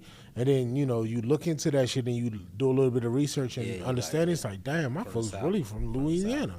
We really from the South. I'm really like a first generation DC type nigga. Like, you know what I mean? First generation. Like, I ain't got no older siblings or older mom. You know what I mean? Yeah, so it's like, damn, first generation type shit. Yeah. Everybody from the South. But, you know, it's just, we got to get out of that mindset of, you know, thinking like the South so country that it ain't up to beat or it ain't up on what's going on. Like, nah, they really dictating what's going on. If you really from Atlanta, bro, we love when niggas be thinking we slow because we gotta up on you. If you think we playing slow, catching food, I love when the niggas think I'm slow. Hey, bro, I'm far as from slow. What? So if you feel that way. I feel you though. Yeah. This shit, man, like y'all, we just gotta get in touch with our people, bro. We gotta unify and really work with motherfuckers, and it don't matter if you're from the West Coast, Midwest, South, North, whatever. Like, we all got similar goals. We all got similar talents and aspirations. We just gotta get out of the aspect of thinking like, cause we don't like. I mean, I'm gonna be real. We don't own this shit. We don't own none of it. Yeah. It's theirs. All we own is the culture. That's all we own. Yeah. You know what I mean? We own the culture. We own the style. We own the way we dress, the way we talk. We own that. We own the, you know what I mean? The way we say shit and all that. But that's the culture. Yeah. So it's like we got to get out of each other's way and work together and collaborate. It's gonna be some years, bro, for that shit happen. Cause we just black people. We not unified at all. Yeah, that's what the problem is. We not unified at all. It's like not until somebody die. Yeah, it's not unified at all, bro. It's like at all. It's we the less unified fucking culture it is, bro. Yeah, absolutely. But we was like bred even that Africans way, bro. don't fuck with like. We was Like a real African, they don't be fucking with like. Yeah, they like, oh, you American. You American, yeah. You ain't black to them. You American exactly. in them. So you an American black person, bro. It's so much shit that come with this shit, bro. It's crazy, bro. But I mean, that's why we act the way we act, and a lot of people don't get it. But bro, it's years and years of the reason why we act the way we act. But in time, bro, it take us swallowing pride and swallowing ego and not feeling like your success is a threat to my success. Like I look at you, Flash. I look at you and what you doing, bro. It don't threaten what I'm doing. Yeah, exactly. It don't make me uncomfortable. Yeah. I smile at that shit, bro. Yeah. You know what I mean? I don't let my pride get in the way. Yeah. I don't care how busy you are, how much you got going on. I ain't gonna let that shit make me act a different way to you thinking you supposed to treat me a certain way. You respect me, I respect you, and that's all that matters. After that, bro, man, I want to see you win, bro. Yeah, exactly. Because I see what you doing, bro, and I love it. And I'd rather you do it than a motherfucker that ain't from us do it with us, exactly. like, and take advantage of it. Again, it's power in numbers. That's and, all you it know, is, when bro. when we actually get that, like, actually understand that, bro, as a culture, we gonna be a better culture. That's bottom line. Once we figure that out, That's but it's bottom gonna line. it's gonna be some time, but Yeah, fact. yeah, Fact. because we got just like you said, we got everything else. Man, what it come from us. All of it come from us. We just don't see the resource. We don't see that we create the resource, and they sell it. They sell it back to us. Motherfuckers take it from us and sell it back to us. That's why what you doing, I respect it, bro, because it's one of us doing it. Yeah. At least fuck, make one of us rich. Damn. Yeah. You know what I'm saying? Let one of us get rich doing this shit, bro. Like, y'all ain't had no problems when it was Bob and Jonathan getting paid off women getting naked on the internet. Fucking Playboy, what's his name? What? Hugh Hefner. Hugh Hefner. Y'all ain't had no issues with Hugh Hefner. He's a fucking icon. Yeah, Hugh Hefner a fucking icon. His brand man. will live forever. Y'all ain't had no problems with that. You did the same thing, bro, and they looking at you crazy like, hey, how could you do that? Like, come on, bro. Let a man eat, bro. Like, the thing I love about what you're doing, bro, you're not holding nobody against their will. You're not making nobody do nothing they don't want to do. Yeah. You're taking what they're doing and you're making it bigger. Mm-hmm. Everybody around you can now take care of their mama, take care of their kids. Yeah. You get what I'm saying? It's a beautiful That's a wonderful thing, bro. Beautiful thing, bro. Legitimately. It's a beautiful thing. Legitimately. Yeah. I had who we had on the last episode. I had a chick from Tennessee on here from the last episode. Her name was. I just met her too. You just met her? I just met her. Yeah, I just met her before y'all did the Dawn. show. Yeah. I just met. Yeah, we hung out. Like, she cool. Super dope, right, man? I hope she fuck with you, bro, because you ain't gonna do nothing but glow her up. But yeah, I just Dawn said on the episode we was talking. She said, well, we both was trying to say it. It's like, Will, in our community, niggas, like, you sold dope. Niggas will respect you for selling dope more than they respect for you for what you doing now. Like, what you did before was okay, but what you doing now, hey, bro, that's too far. Yeah. It's like, how, nigga? Yeah. I'm not hurting nobody. Yeah, exactly. I'm helping. It's crazy. Like, even with my family, like, my mom and my family, they love, because they love what I do. Mm-hmm. Like, my grandma done been on my page. Mm. You know what I'm saying? But she, it's like, even, like, you the star of the family. Yeah, it's like, even with her, because they know what I used to be. Yeah. So it's like, if, nigga, you not on that no more, where you risking, you know what I'm saying, risking your life and you risking all this old shit. I can come see you when I want. Yeah, exactly. Like, you know what I'm saying, safety. I remember times, man, my mom used to come to my house, bro, I still be trapping. Like, she'll be at my house and I still be, niggas would be coming to the house and nigga, I still, like, because, you know, my mom, she always, like, just like I said, my mom, she just super cool. Yeah. She never, even when I was in the street, she never agreed to the shit that I was doing. Because my dad went through that same thing. Like, my dad did 15. My dad he went to prison. He went to the feds when I was 5, and he didn't come home till I was 20. So he was 15 my mom, years. Yeah, 15 years. So I've been, you know what I'm saying? I used to, bro, niggas. But you really broke a cycle though. Yeah. You know what I'm saying? Myself too. Like, I felt like I broke a cycle. Like, a lot of people's been seeing my content like, oh, you putting this out and you doing this and you doing that, and it's like, yo, you know what I could be doing? Mm-hmm. Bro, my mom, my dad, my grandma, they love what I'm just. Is that because it's just like they know what I was on, so they like, nigga, I don't give a fuck what you doing, as long as you ain't doing that, I'm with it. Like, you can live a long life. Yeah, I don't give exactly. a fuck what you do, as long as you can. Yeah, exactly, bro. And I'm, you know, and making money and being able to provide for them too, and take care of them. Yeah, man. So what? Because that's all we want as black men. Exactly. So that's that shit. My family love what I'm doing. That feel good though. Yeah, taking care of your mama, making sure your mama's straight and all that. You know what I mean? They love it. Man, what? Yeah. Legitimate. Yeah, legitimate. Hey, bro. Like, before we get out of here, I just gotta recognize you for that. I appreciate that. You know what I mean, bro? Because it's a lot of us don't get this far. A lot of us ain't gonna get this far. Yeah. You know what I mean? But shit, if one of us get through the scenes, another one come after, whatever. You crack the seal, somebody else come after you, bro. Just like That's you why said, I it's say gonna be somebody else that's you inspiring it's so niggas, bro. crazy that it's gonna be somebody that looked at what I'm doing and get the blueprint. Yeah. And they gonna fucking go up. So that's dope, bro. Even to you know what I'm saying, like just like I was with K-Slay. You know what I'm saying? Like That's it. It's the same thing. You know what I Same mean? site. It's But that's same why you shit. deserve your blessing, because a lot of niggas would have got that and started hating. Yeah. I don't fuck with, you know what I mean? It's just hate. Yeah. You ain't had no hate in your heart, bro. Never. It's like, Never, bro. you know what I mean? See, we have a culture where our egos get in the way of a lot of shit, and a nigga be thinking like, oh, I sent a DM to the Gold Dines page. This nigga ain't responding. It's been 4 days. Fuck that nigga. Yeah. You know what I'm saying? And they feel a way about you because it hurts the ego. Yeah. You know what I mean? And it's like, yo, we got to get out of that. Yeah. We got to get out of that first. We get out of that, we get out our own way. 'Cause I don't have no fucking ego, bro. I just like, we all gonna have a little resemblance of it, but I don't, bro. I just like I say, bro. I be working so much, bro. I don't even realize, and I feel like that's how it's supposed to be. I feel like you even certain people when they be calling themselves the GOAT, it's like you ain't even done to be saying you the GOAT. Like how could you? You know what I'm saying? That's I feel like that's supposed to be.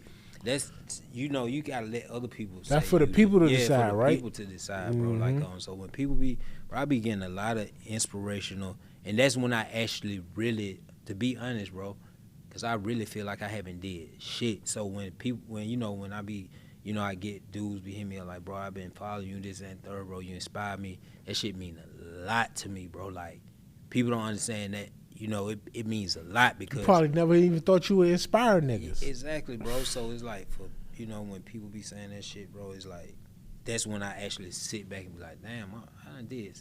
I'm doing something right. You know what I'm saying? I'm still in my 30s. I ain't even hit. Like I got another 30, 40 years bro, to live. Watch what I do. Like, damn, I done did something, bro. Like, because we all want to inspire somebody, bro, in a positive way too. You know what I'm saying? Like in a positive way. Yeah, So it's that's like, your legacy, bro. Exactly. Listen, before I had a conversation with you, Yeah. before I met you, before I met anybody that worked with you, Yeah. like I view what you did with respect. You know what I mean? Because I know what I want to do. Yeah. And I can't come in and say, all right, this is what I want to do, and I'm going to disrespect everybody else that got here before me.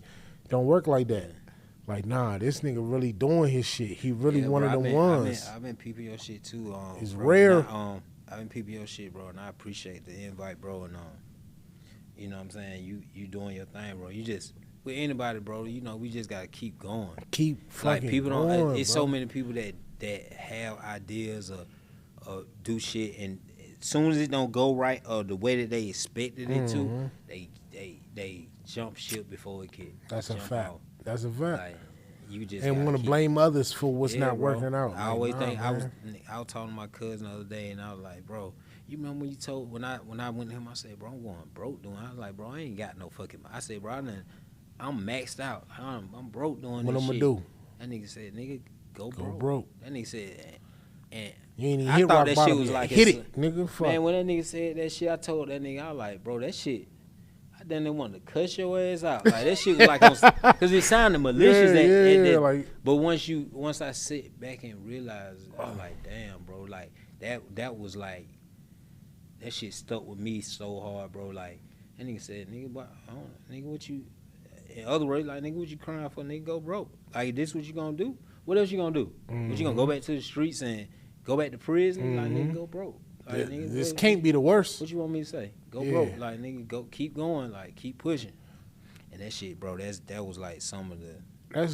That's why that's why it's important for men to have other strong men in their life outside of the ego, because women wouldn't respond that well to that. But a man telling another man that can be motivation, it can be inspiration. She ain't fucking with you no more. She like, oh bitch, you a hater. Yeah, like, you know what I mean? Like, you oh, you never ain't hear from us again. Yeah. So it took me a sometimes little minute. I was like, when niggas say, what the fuck? Yeah, that's the importance of men though. That like we gotta do that with each other. We gotta hold each other accountable. We gotta tell each other what it really is, because a lot of us ain't had no dads. Exactly. You know what I mean? So it's hard for us to receive anything other than nurturing. Yeah. If it don't sound nurturing, I reject it. Yeah. Because my mama was always nurturing. Mm-hmm. But you gotta like a man ain't gonna be that. Yeah. You know exactly. what I mean? I just seen something today. And it was saying, it was an analogy. It was an Arab guy talking. It was an analogy. It was saying, if the sun and the moon don't do their job, if the moon does what the sun does and the sun does what the moon does, we have a solar eclipse. Meaning the moon eclipses the sun. Yeah. The sun is supposed to eclipse the moon. The sun goes past the moon, or we rotate past the sun, or whatever, right? If that happens, it fucks up the stars. It throws everything off. Mm-hmm. If that happens, nothing's right. We feel weird. We call it retrograde and all that shit, right? People feel weird. The reality of it is that an eclipse is not normal. What's normal is the sun does the sun job, the moon does the moon job. A mom does a mom's job, or a mother does a mother's job, and a father does a father's job. When you don't, if they try to do each other's job, it fucks everything up, which is the stars or the children. Yeah. Fucks us all up. So what it's basically telling us is, what you get from a mother, or the nurturing or the love and tender care and all that you get from a mom, it has to be different than what you get from a father. A lot of us don't have fathers, so we don't know what tough love is. We don't know what honesty is. We don't know what the truth and bluntness is. So you'll run across a lot of black men that can't handle truth. Look, bro, I deal with that shit a lot of times when I'm dealing with models, because I don't know how to be but one way. You know what I'm saying? Because I feel like a lot of times, like, if you, I value, if you my friend, or if you value anything of me, you gonna tell me the truth. Yeah. So it's like, regardless of how much it hurt, because if you hold that information from me right now, eventually one day it's gonna come back. It's gonna hurt. It's gonna hurt one of these. So why not it just hurt right now? So like, Let's with get it out of the females, way. with females, like, I don't know how I be feeling myself being super blunt sometimes, and they don't respect it. And it's like, just like you said, I didn't grow up with my dad. Like, that nigga went to the feds when I was 5. He came home when I was 20. 20, you a so man. when I actually, when he came home and I actually was around him, I started noticing, like, damn, I'm just, because it's like, the love that he showed me, it was like, I know he loved me, but it was like a different type of, it wasn't the mom type of love. You know, that's the only love I knew, the nurturing and all that. Exactly. Like, it was like the hard love type shit. And that's really who I am. Like, I'm not really good with all the soft shit. Yeah. Like the soft look. Like, but it's also, I cut the fat off the bone. Like, you know what I'm saying? Like, and I just get straight to it. Like, I don't want to hear about the bullshit. Like, how we gonna resolve this shit? Like, fuck all that. Your feelings might be hurt, but it's gonna make you a better person. How we gonna get to you know the what I'm saying? nitty-gritty? Yeah. It's gonna make you a better person, bro. Like, one of the I used to be in a relationship. I'm gonna tell you. I'm gonna say her name, Coco. She ain't gonna mind. I was just speaking to her about this shit. She was so green when I met her, right? Super fucking green, and I used to be so hard on her, like super hard, because she was so green. I'm like, bro, if you gonna be doing this shit, you can't be as green as you is. Like, you gonna grow some balls. Open your eyes up. Yeah, See like, this shit for what it is. bro. Yeah. And she, every time we speak, like, when we talk now, and she always, like, I really appreciate. Now I see why you was hard on me, because now she an animal. You know what I'm saying? Like, she's in this industry. She needed that. And yeah, she needed that. Like, you know what I'm saying? Like, that hard shit. Because I could have been, no. You know what I'm saying? But like, you'd have been doing a disservice for her. Exactly. Mm-hmm. Like, exactly. And I don't know how to do that. Yeah. That ain't one of my that ain't one of my strong points. Like, Yeah. the faking it. Like, as far as, like, not telling you, especially if you ask me. If you ask me, you can't be mad how I'm. You know what I'm saying? If you right, I didn't ask offer me, this opinion. Yeah, so you came to me with ask this. me, I'm gonna give it to you raw. I'm gonna give it to you Yeah. the only way I know how to do. I'm not gonna cut no corners. So even with her, bro, like, before we before we did the interview, she hit me up and she was just saying how thankful, like, you know, she was, like, the way that I was with her. Because now, you know, she doing her own thing and she an animal right now. She needed that, bro. Yeah, bro. She wasn't gonna, like, one of her homegirls wasn't gonna give her what I gave her. That's the thing, like, being a dad, being a father, and if you try to raise your son, or even I ain't even just say your son, even raising a daughter, like, you gotta be a certain way, because you know, all right, mom is gonna do this. Yeah, I know what your mom gonna do. So I have to be this way, because if I match what she doing, you'll never get this perspective. Yeah, exactly. You need this to really deal. Because your mama going to teach you love. Yeah. Your mama going to teach you, oh, you know, you can cry. You can do that. Your father's going to teach you how to deal with the world. Yeah, exactly. That's his job. Exactly. Man, that's your daddy's job, to teach you how to deal with the world. All that crying male or female. After the crying, what you going to do? Man, what? Like, you know, when I was younger, right? If I met a chick and she had a daddy, I'd leave her the fuck alone. Because I felt like she knew too much. Yeah. Oh, you got a dad in the house? Nah, I'm going to leave her alone. She knew too much. Yeah. We went after the girls that didn't have no daddy in the house. Yeah. The ones that was looking for a nigga to guide them and lead them. The ones that had a daddy was impressed for no nigga to do nothing for them. My dad makes sure I'm straight. Yeah. You see what I'm saying? My dad told me how you niggas is. My father told me not to go for that. Yeah. So it's like, So, like, that's the importance of a male figure in your household or a male figure in your life. You know what I mean? Niggas that really had a father in their life was the niggas that are really. I noticed, and I noticed this growing up. Niggas that wanted to fight all the time didn't have no daddy. The ones that beat your ass, but still give you the conversation first. Like, bro, I don't want to do this to you, bro. Like, look, let's sort it out. Let's talk, bro. Your dad taught you that. Yeah. Your mom ain't teach you that. Your mom taught you put your guards up and fight somebody because she thought that's what a man was. But your dad will teach you how to really engage with other men. Because you are alpha. When you are alpha, you need an alpha to teach you how to deal with other alphas. Exactly. You know what I'm saying? So that's kind of, you know, that's the importance of having a male figure in your life. And when you don't, a lot of times we gravitate towards the street or we gravitate towards the OG or a nigga in the neighborhood or whatever that can kind of teach us that shit, or at least we think that teaches that for the most part. And we learn trial and error, but, you know, it's important to have that. You know, for y'all that don't understand why a nigga need to be in his kid life or whatever, y'all think the government is a better daddy than the nigga that's supposed to be his daddy. Like, cut that shit out. Let your son, let your daughter be around her dad, because that shit gonna go a long way. It's gonna go a long fucking way. You need it. You need it. The word, mom's gonna teach you love. They're gonna teach you affection. They'll teach you all that shit. But a dad gonna teach you how to navigate.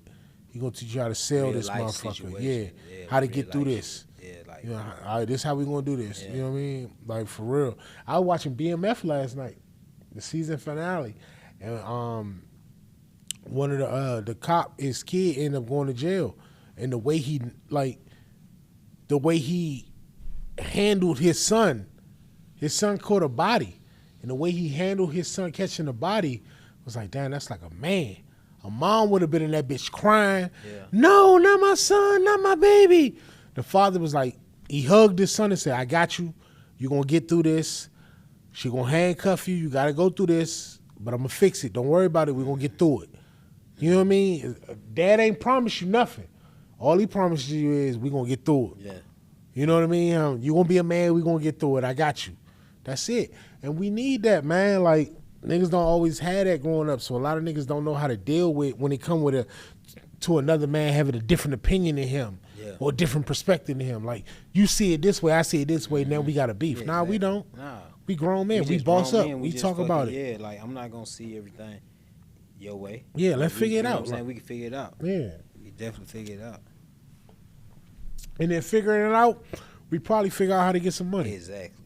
You know what I'm saying? We figure out how to get some money. You feel like a lot of niggas be hating on you? You feel like you come across that where niggas just don't want to fuck with you for what you do, or they feel like, oh, now you think you this or you think you that? I feel like as far as the internet, but I don't nigga ain't gonna say it to you though. Yeah, cause I play by different. I play different. You one of the ones. Yeah, I play like, you know what I'm saying? Like I ain't finna let no. I'm just not built like that. Like, as far as like letting a nigga just play with me type shit. I'm just not built with that. So I get a lot of internet shit, like, as far as, like, niggas just be doing that type of shit. But even if a nigga, like, I say this all the time, if a nigga say he don't like me, you don't know me. Don't know you to not like you. Yeah, how? Because I'm not no rah-rah, I'm this, that, like, niggas be, a lot of times, niggas be like, they might see me out and they be like, "Damn, I didn't know that was you." Yeah. I'm not that, bro. I'm not trying to go big on no nigga, bro. Like I'm this and third. Cause I don't even feel. First of all, I don't even feel like I'm that anyway. So I'm not gonna portray that. Like, you know what I'm saying. So like if a nigga say he don't like me, I'm just being honest. You a bitch ass nigga. To be honest, it's dead envy. ass serious. It's envy. Yeah, cause I don't. First of all, I don't even fuck with too many niggas for you not to be like. Yeah. You don't fuck with me. Right. Like, I don't fuck with. How? I just want to know how. How you don't fuck with me? But that really what it is. It be envy, it's bro. Envy, it's jealousy and envy, bro. It's just nothing. Nigga like, dog, this nigga doing this, he living like this, bro, he got this. Niggas, bro, that's what it is, bro. I done had niggas that hate me, bro, that never met me, bro. Like, never really met hate you. me. And then, like, bro, I ain't never heard you speak till. You know what I'm saying? You don't even fucking be out here trying to be recognized or seen or like you really. I never speak on a nigga, but I will. You put the brand before you. Look, bro, you'll never hear me talking about nothing. But these niggas know I will pull up. I will, like, and not even on no gangster shit, just respect. Because it's like, if I'm not in your lane, if I'm not fucking with you, what you doing fucking with me? On that type of level. Yeah. So if you feel like you gonna fuck with me on that type of level, we got issues. And I'm not gonna go on the internet and be posting you or saying this, and I'm gonna pull up. And we gonna be what it is. I don't know no other way. Yeah. I don't know. You know what I'm saying? Just like you said, we grew up. Yeah. You had issues with a nigga. It wasn't internet. It was like you had to none of that. See me and have issues. We gonna have to. Yeah, something had to see you. We gonna have to. Yeah, I'm gonna have to. Yeah, You gonna have to. I can't. Niggas ain't gonna let me rest till I handle it. Bro, you know what I'm saying? You gonna have to. Yeah, for sure. This shit like man, not on this internet shit. Yeah. You got to. You in fucking Arkansas talking wild, crazy shit. Yeah, when them niggas be doing that shit. I ain't gonna never see you, Yeah, nigga. I let them niggas have it. Like, them niggas, them type gonna never niggas, see like, your bro, fucking ass. Yeah, for sure. But it don't be the niggas in your area, bro. It ain't the niggas around you or in your area that got them feelings like that because it's always the niggas that's far that feel safe enough to say what they want to say. Yeah, exactly. You know what I'm saying? Exactly. I feel safe enough to say what I'm. Oh, you bitch ass nigga, you like. Nah, you know what I mean? Nigga ain't gonna track my IP address. Nah, I ain't gonna lie. Don't fuck around. I ain't gonna lie. It was a nigga like in the city, like, but he ain't from the city, like, and it's so crazy. Like, I don't even know this nigga, like, but you know, we quickly got that situated. Yeah, for sure. Like, I don't play. You know what I'm saying? Like, I work too hard. Not bro. that. I work too hard. Not bro. that. Niggas that think because you around women, you fuck with women, they think you like you a woman. I'm not one of that. Bro, I'm not that, bro. Bro, the worst thing a nigga do is think that I'm one. That's the worst thing. Like, that's such a trick. That's such a trick, bro. Like, I just never. I ain't grow up like that. You know what I'm saying? How we nigga do not play them games, bro. Don't get it twisted because I'm around women. You think I'm a woman. I'm not one of them, bro. Yeah, this is a business, bro. Yeah, nigga. You know how much fucking. You know how much you gotta let your nuts drag? How much audacity you gotta have as a man to be around women all the time? Bro, I'm not around 100 niggas that make me feel safe. Exactly, bro. I pull up with 10 bitches, nigga, and I still feel like me. Safe. I feel y'all safe. Niggas ain't for real. I feel safe, bro. Like, I feel safe. Bro, the only time I'm with a lot of niggas, bro, this the gun. The only time I'm with a lot is when when me and P hang out. Like some neighborhood shit, probably. Yeah, if I go to my hood. Get together, niggas come together. Shit, or like, you know what I'm saying? If I'm hanging with P and he got his artists, he got security. But as far as just being like around niggas, I don't be around. Man, I pull up me and 10 of the baddest bitch you ever seen, and y'all not gonna play with me, bro. I don't be around a lot of niggas, bro. Like, that ain't what I do. When I first started managing models, that was one of the things that I was like, damn, this is kind of crazy. Like, I pull up 10, 12 girls, bro, all fine bitches, and niggas like, I was like, damn, I still don't feel no way. I ain't gonna hold you. I went to Jamaica. I went to Jamaica like 6, 7 broads. I felt the way. Why? I went to Jamaica. I felt the way because the motherfucking niggas was on their ass. You hear me? Oh, yeah? The niggas was on their ass. They like, hey, that's your girl, that's your girl, that's your girl. You know how they say it in their accent and shit. A lot of the shit them niggas was saying I couldn't understand. You must was in Kingston or some shit. You wasn't on no fucking resort. No, I know. We went to a resort in Montego Bay and then we left. Yeah. They like, we want to go see the real Jamaica. They tell you don't leave. That's what I'm saying. I'm like, what the fuck we leaving for? They're like, we want to see the real Jamaica. Well, go see it. I said, all right, fuck it. Then look, I told them to go, right? They say, but Touch, you are security. You can't let us go by ourselves. You protect us. Do you pay me to be your security? Oh, fuck. Do you pay me to be your security? They finessed me, bro. You don't pay me to be your security. I'm not your security. But they got me, bro. I said, all right, fuck it, I'm going to go. If something happened while we on the resort, yes, I'm gonna. But if you want, if your idea to go out here to King, and them folks telling you like, nah, you need to stay on this resort. Like, they fucking took me to some club. They took me to Taboo, the strip club. They took me to Margaritaville, and they took me somewhere else. And I'm like, yo, we is not supposed to be out here. These niggas, and then they all want to wear fucking mesh, fishnet, this, that, and the third. So everybody got their ass and titties out. Niggas on their ass, bro. Niggas like, that's you. I'm like, bro.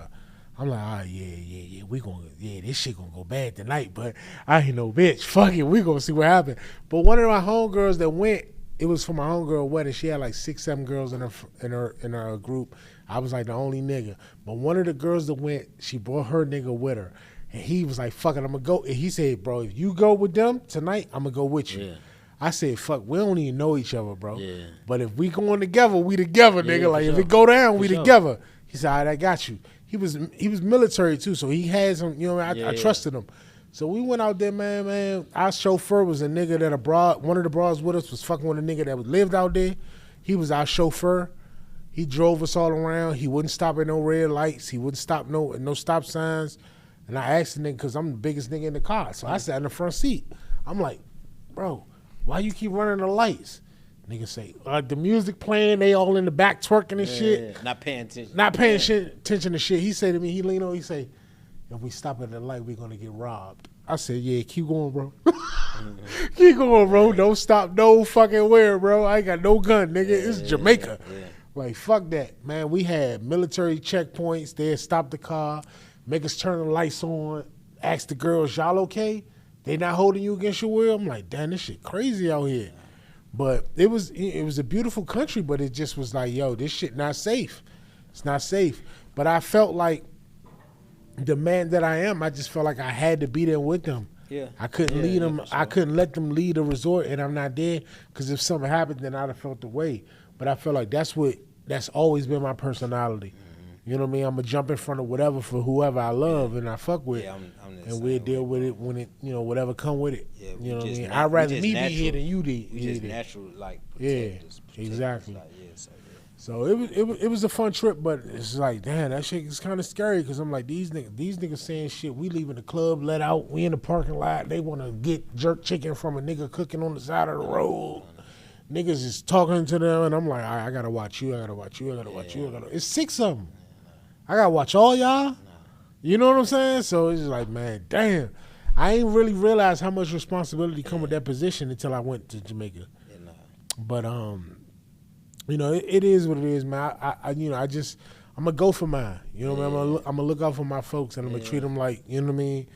That's just what it is. And niggas respected it. You just also can't let, you know, because they looking at it as fun and this, that, and third, so you can't let certain people put you in those positions. Yeah. And women like that attention. They like attention. And you could want that, but I ain't. All attention ain't safe. Hell no. Yeah, you know, all because attention ain't safe. I've been to Montego Bay and shit, and I've been to resort, and the first thing they say, like, don't, you know, they let you know, like, you safe here, like, now if you go out, you know what I'm saying? We ain't got nothing to do with that. Like, so, you know.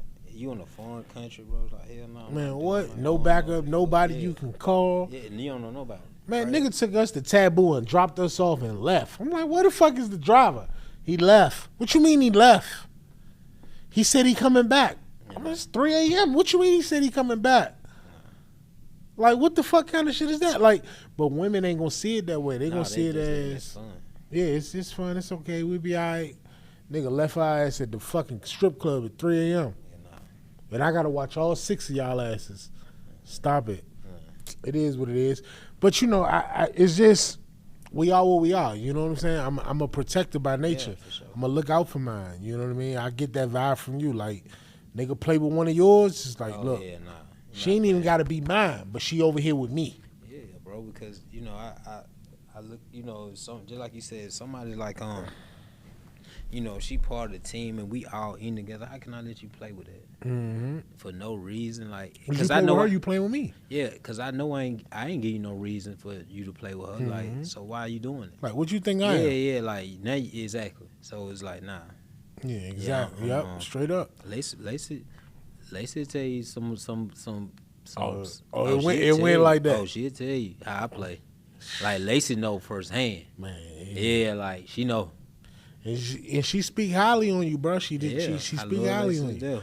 I can imagine because she fat ass white girl niggas think they can say whatever, do whatever. It's like nah, not this way, bro. Not that Take one. that over there. Yeah, Don't come over here with that. Yeah, nah. I never let nobody play with Lacey. Man. Nah, especially like no dude. You can't play. Keep that shit where you at, bro. Yeah, you can't play like that's my day one. Cause before these bitches, we used to like that. We used to love doing that shit, nigga. Like, what? You got an issue? Yeah. Like, I used to love getting. Yeah. What? How many clubs we'd have been banned from for that? Niggas that shot at us, we shoot back. Man, we'd have been through all that kind of shit. And then when you young and immature, you kind of you enjoy that kind of shit until you become a grown man. But when you young, every weekend, that's what we on every weekend. We looking for an issue. You know what I mean? Okay. So I feel you, but as you grow older, it's like I might not be looking for that shit no more, but I still got I'm still that nigga. Nigga ain't looking for nothing, bro. Yeah, I'm still especially that no nigga. trouble, but you do have to can't let nobody play with you. Man, what it come with the position you in. You know what I'm saying? Come with the position you in. You step out, you got 5 of the finest women that everybody in the country might recognize. So niggas know, like, all right, well, you know what I mean? I gotta respect this nigga enough to be respectful to them. Yeah, exactly. You know what I'm saying? So that's why I respect what you do. Yeah. You know what I mean? Because I get it, bro. I know what I do on my level, and what you do is on a level above that. And I'm like, well, if you doing it that way, I know what come with what I do. Yeah. So I know what come with what you doing. Like, This shit ain't easy. it ain't. So I took the hat, bro. I took the hat. You hear me? You one of the ones, bro. It's not a lot of us. Yeah. It's not a lot of us, bro. And you inspire me. You inspire others.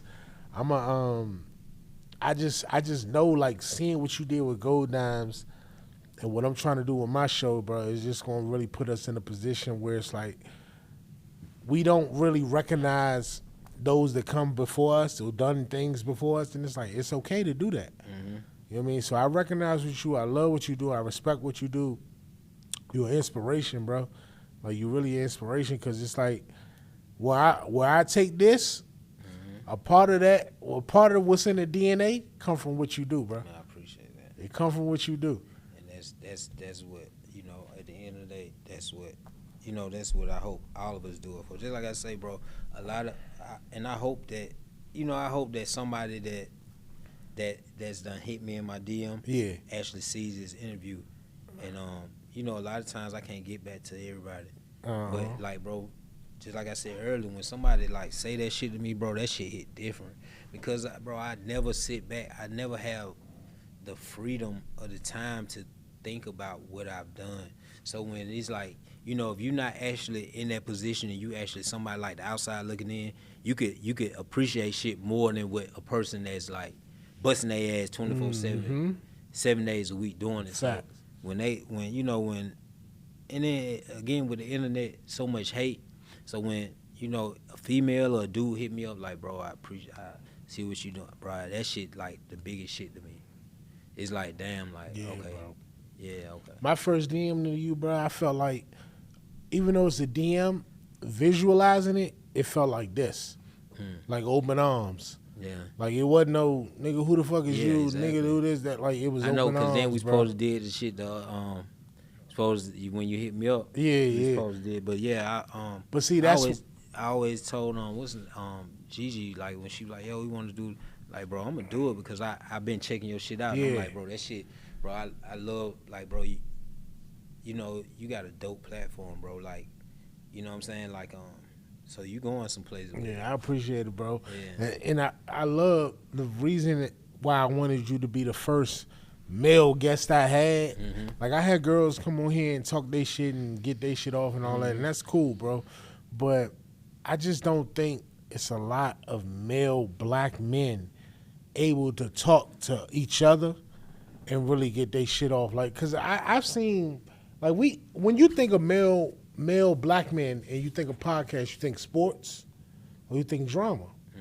It ain't really nothing else for us. Yeah. So when we see somebody that can say, all right, well, I'm a successful black man and I do this and I could be more successful if I do this. Like, you ain't even at your peak yet, bro.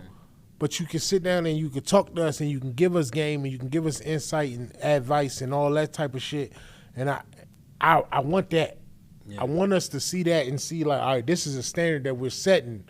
So going forward, and when we bring other men into this, it's like, bro, exactly. Talk your shit and get your shit off. Like, but it ain't on no, I'm not shitting. You ain't shit on nobody since you been here. I don't know how to do it. I don't know how to do that. Niggas gonna see this and feel motivated, bro. I don't know how to do that, bro. Cause I guess to do that, you gotta feel like you actually in that position to do that. I don't feel like I'm in that position to do that, bro. I feel like I just got so much more to do and to give. It's like, bro, how the fuck can I do that? I'd never be that. I know they be saying never say never. I'd never be that dude. That's just not who you are. Yeah, that ain't not who you are, bro.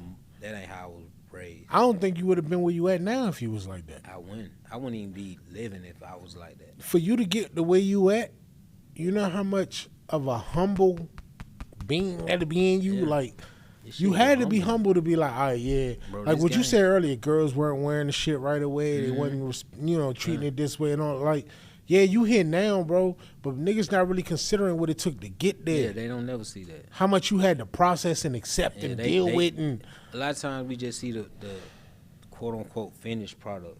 That's what it is. And you're not going to see the that's why I'm so guarded and protected with this shit because, again, I was the one that was going through all that shit, like sleeping on the floor. You know what I'm saying? You endured all that shit to get to where you at. The back page shit with the bitches and it just like, bro. So I just true pimp.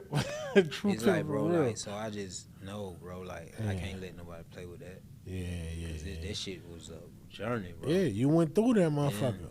Up and through it, like you know what I mean. And it's like you giving advice and you giving insight to others. To really go after what it is that they, what they feel passionate about. Like, niggas probably saw what you did, and if you'd have told a nigga before you did it, he probably would like, nigga, that ain't gonna work. Ain't no fucking way. How you gonna do that? Bro, I had so many family members when I wasn't getting no money doing this shit, like, bro, you need to get you a job. You know what I'm saying? And it was just like, you know what I'm saying? Like, it was so many, like, you just, why don't you just, consider, like. Let that go and do this. Yeah, like. Bro, nah. I just had it in my mind like this what I'm gonna do. So I'm gonna have to finagle this shit or figure out a way to get some money out of this shit, and that's what I did. Like it's just like I had no other choice. You one of the ones, Yeah, I had bro. no other choice, bro. You really one of the ones. Like, bro, it take a certain level of man to really disregard what anybody says and believe in himself. I always felt like that was the easy, like. Especially with entrepreneurship, the easiest thing to do is like to stop and then just be like, go get a job. That's so easy. That I can stop. That's doing the safe bet. I can stop doing this shit today and go fill out an application and get a job. That's the safe bet. Fuck it. So before we get out of here, I just want y'all, anybody that's watching or viewing or whatever, this show I'm doing. I wasn't doing this 6 months ago. This was not what I thought could be done. But I believed in myself. I believed in what my vision was. I believed in the people around me that was helping me make it happen. And now I'm, 6 months in, and it's like, yo, I don't know what I would have done if I didn't do this. Yeah. Where would I be if I didn't do this? You know what I mean? And I see people like Flash and what he doing with Gold Dimes, and I'm like, I'm inspired by that kind of shit because whether it's adult content, whether it's fucking running a product or a company that's fucking providing a service or whatever, it's a skill set in the ability to get people to work together, to get people to buy into a vision or a culture and treat it the way that the people around you treating it, and run this shit up, and everybody can make $1 million and all that kind of shit. I mean, fuck, hate it if you want to hate it. But I don't know too many motherfuckers that I had sit on this couch that can say, oh yeah, we touched 1 million. We touched 1 million. I touched 1 million. I touched 1 million. I touched 1 million. Yeah. So it don't matter the industry. It's the work ethic. Yeah. Because you can be in that same industry and do nothing. It's the work ethic. And you got motherfuckers that's working because they buy into what you do. Yeah. They believe in you because you one of them niggas. You one of them leaders. Yeah. You a leader, bro. You really a leader. You know what I mean? And I sense that from sitting down talking to you. I sense that since you walked through the door. Yeah. You know what I mean? Even before I met you, the women that work with you that sat on this couch, all of them, each one of them spoke highly of you, dog. Yeah, that's each the biggest. one of them. That's the biggest. You can't buy that. You can't buy it. You can't buy that. Ain't no Instagram post gonna give you that. That's them exactly. speaking that shit. Exactly. That word of mouth shit different. Yeah, it is. When your name good in the street, Bro, you gotta keep it. your name good in the street, bro. You gotta keep your name good. Yeah, in the your streets, name bro. good in the Got street, to. bro. You one of got the to. ones, dog, Yeah, for real. that's inspiring in itself. Like, you know, when somebody speak highly of you, bro, like that's what's up. Yeah, for sure. Yes. So and going on from here. Now I'm one of those ones that's gonna speak highly of you. I appreciate So it. when a motherfucker say something to me, like, you know what I'm saying? Yeah. I was watching the Go Down page, or who is this nigga doing? I'm like, Yeah. nah, he one of them ones. Yeah, I he really, appreciate that, bro. he really one of them niggas. Like, he ain't never been that since I met the nigga. Yeah. You know what I mean? I can't speak for nobody that know you before me, but since I met you, bro, you that guy now, bro. And I respect what you. I don't fuck with a lot of niggas, bro. Yeah. Like I told you when you sat down tonight, you the first nigga I had on this couch, bro. Crazy. And that's hard for me because I don't fuck with Yeah. I don't fuck with niggas, bro. But I'm just like, man, this nigga, he just one of them ones. Yeah. I gotta take advantage of this because if I don't, I missed the opportunity, bro. Because you really a special guy, man. You a special guy. I appreciate you allowing me to come on the platform. Yeah, for sure. And anytime, bro, anytime you want to sit down and come in here and kick your shit, or you got some shit you want to share, promote shit, whatever, like, man, this yours now, bro. My platform is yours, bro, because it's really like, I feel like even before this episode, a lot of what my show has done thus far is due to what you've allowed it to do. You know what I'm saying? Like, you ain't getting in the way of none of that. You ain't, because a lot of niggas will do that. Yeah. A lot of niggas will do that. Yeah. But like, nah, don't do that. Don't go, nah, don't do that. Like, you ain't been that nigga. Like, even, you know, when I seen your shit, like, oh yeah, that shit dope. Like, hey, yeah, bro. You know, even, you know, the questions, it's like, bro, it's some genuine shit. I done seen some podcasts where it's some messy shit. And, bro, I feel like, bro, like, it's just like, it's just some real shit. Like, when you had these girls sitting down and you be doing your shit, bro, it be genuine type shit, and it be real shit too. Like, you be asking to add some real shit. So yeah, bro. Like, Yeah, for sure, for sure. I appreciate you, bro. I appreciate you. Before we get out of here, man, let me tell me about the chain, bro. The Gold Down chain going crazy. This shit been going. It's been hitting me all. When you get the chain? Where? When you get it? Oh, Gigi got me this. Gigi got you that? Yeah, she got It's a me product of the hard work, bro. That motherfucker And hitting then, crazy. Yeah, It's been dancing all night. Yeah. It's been dancing all night. Yeah, she got me this. Yeah, and then bro. even, you know, this is just respect, bro. Like, I feel like even when she got me this shit, it's like she a real one. So Yeah. her gratitude, like, bro, I appreciate what you did for You me. gonna Like, win let with me her, just, bro. As long as you got her, you gonna she win. win. Yeah, for sure. So yeah, she For a sure. real one. Just like I said, you know, I And done she been spoke through- so highly of you, bro. Yeah. She spoke so highly of you. She might have talked about you for like an hour. Oh yeah. She might have talked about the nigga for about an hour. I'm like, God damn, okay. Let me ask you a different question. Yeah. But you know, bro. she spoke highly of you, Yeah, bro. bro, I And would that's, hope like, so, that's bro. a Like, testament to who you are, bro. Yeah, she doing her thing. Yeah, for sure. Yeah, she out of here. Man. Anybody you want to work with that you ain't worked with yet? Nah, not really. Not yet. You got your shit sold up. Not that I could just think off the top. Yeah. I think I done really worked with a lot. Like, you know what I'm saying? Like, women that I never think. But I didn't say your logo bro. on bitches. I'm like, how the fuck I you like, get it bro, on her? like, bro, like, exactly, bro. Like, I was like, damn. I even be thinking that shit like, yo, what the fuck? Like, That's how? crazy. Like, how the fuck did this happen? How? Like a how? Hard work. Yeah. Work, bro. For sure. So, yeah, so off the top, is like, I can't think of nobody like who I was just like, oh, shit, I want to work with you. Yeah.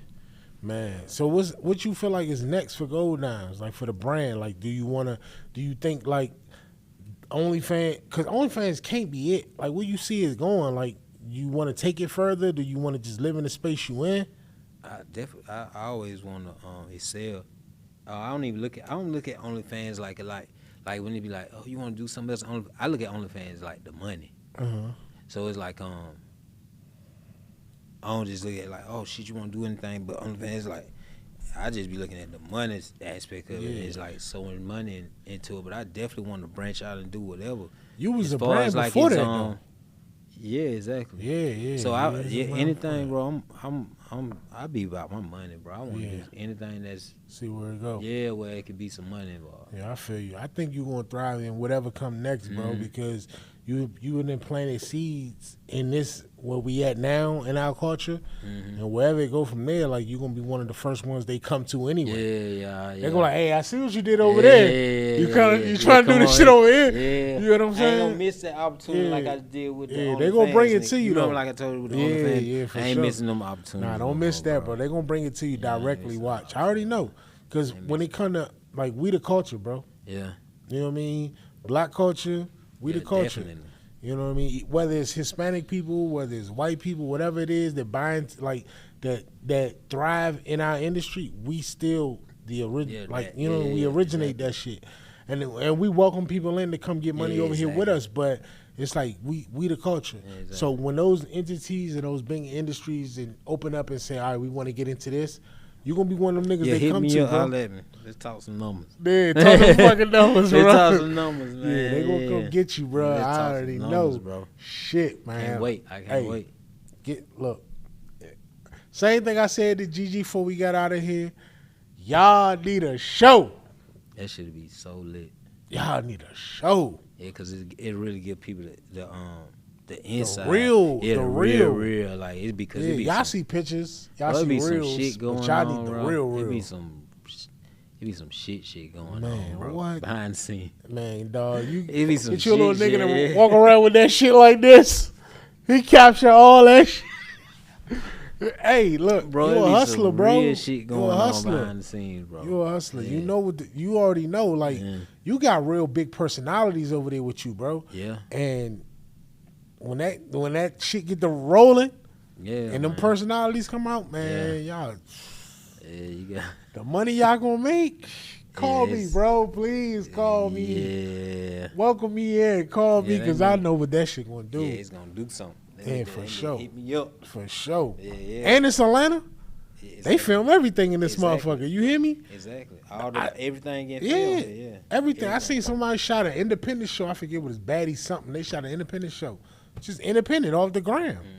So, I mean, you know, like you do that and y'all YouTube that shit and watch where them numbers go. Like, I believe in what you're doing, bro. For real, for sure. Yeah. I just want to shake your hand. You're a real one, dog. You really one of them ones, bro. For real, bro. Like, come back. This ain't a one and done. Yeah. Come back, bring some whatever you want to bring, a product, a broad, or whatever. I don't care. Next time, we gonna do just come in. Like 4 or 5 on. Oh, go crazy! I'm gonna bring the ones. Fuck it.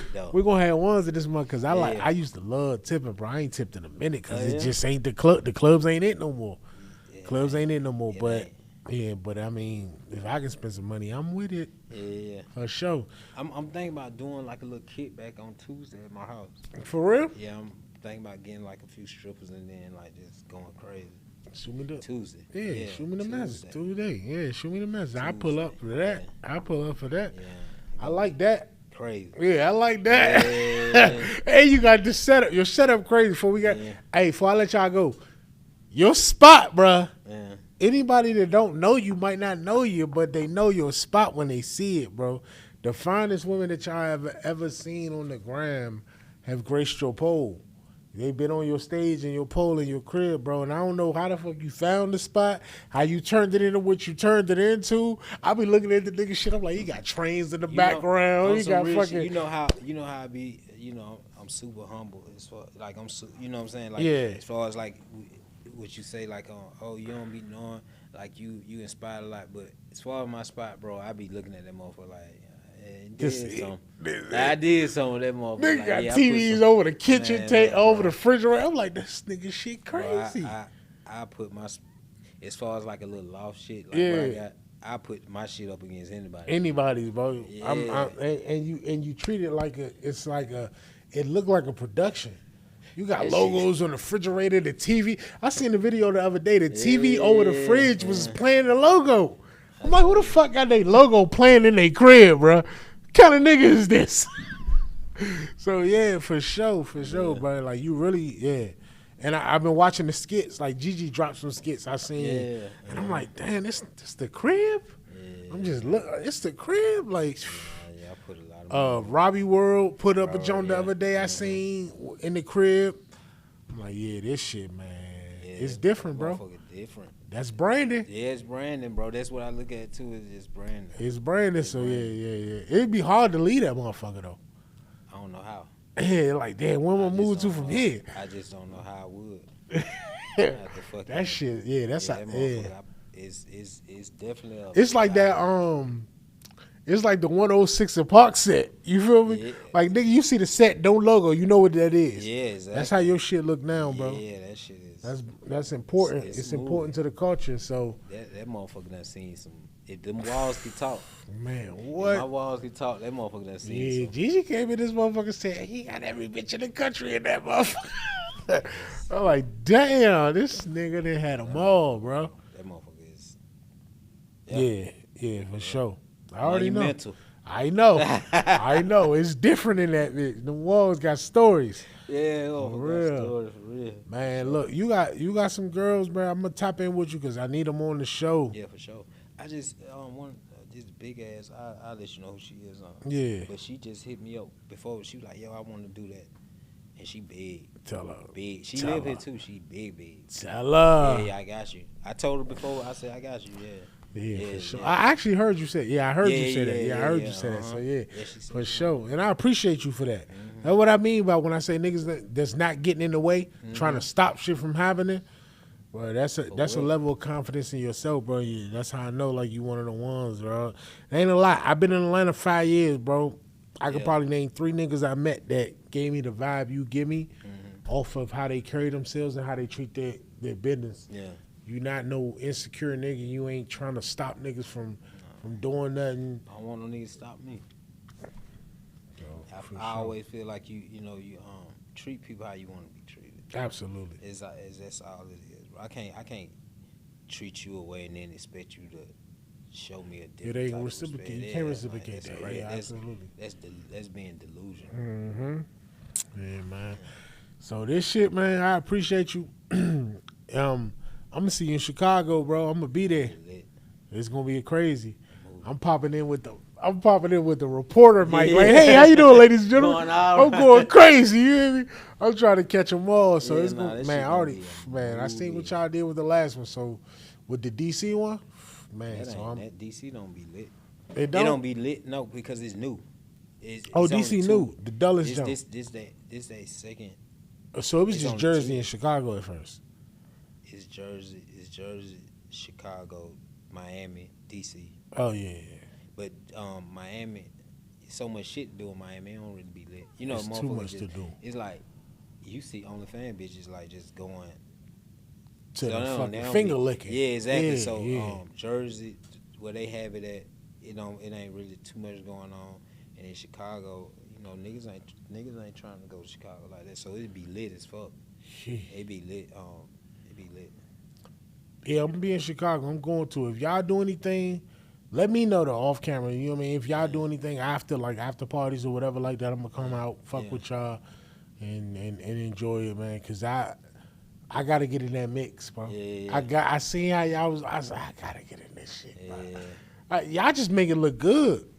You know what I mean? For niggas, like, Exotica lit, I don't hold you. It's lit for what it is, for their culture, for their audience.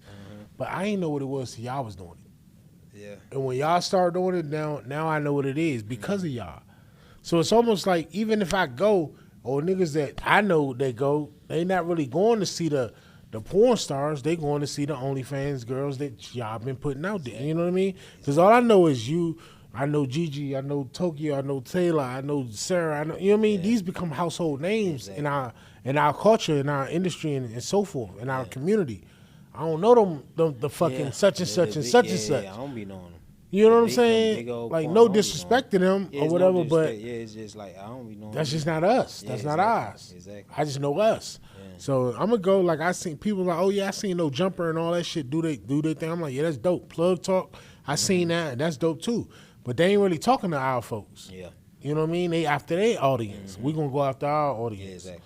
So I'll be there in Chicago, April 21st, 22nd, I guess 23rd. We'll see.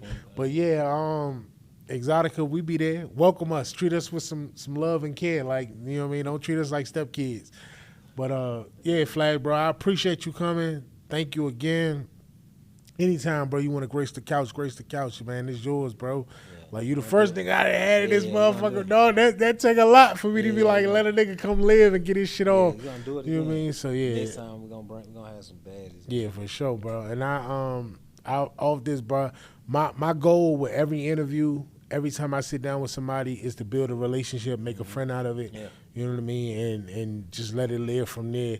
This is just an introduction to who you are. You know what I mean? I'm going to always speak highly of what you do and so forth, because I think you're inspirational with what it is in our community, dog, for sure. So we're going to lock in again. Thank you for coming. Yes, sir. Man, it's been a pleasure. It's been a pleasure, bro. Cool. Thank y'all again, man. If y'all, before we got, look at this nigga chain. This shit going crazy. It's going crazy. Hey, so if you ain't never thought you could be shit, look at this man and see where he come from, where he started. Bro said he went broke. Bro said he done prison time, and now he probably the most recognizable brand when it comes to this adult content that's not a porn industry brand. You know what I mean? You competing with them niggas. So more power to you. Good luck with everything you got coming up, man. I love your girls. I love the way y'all moving and the way y'all got y'all shit unified as a union and a family, bro. Thank you again. I appreciate it. All right, man. We out of here. Thank y'all again. Another episode of Strip Clubs and Art Galleries. Don't forget to tune in to the Facebook, the Instagram, the TikTok, all that shit. We got it all. If y'all like the content we put out today, man, just chime in, drop a comment, drop a like, drop a subscription. We got some free merch we gonna put out there, man.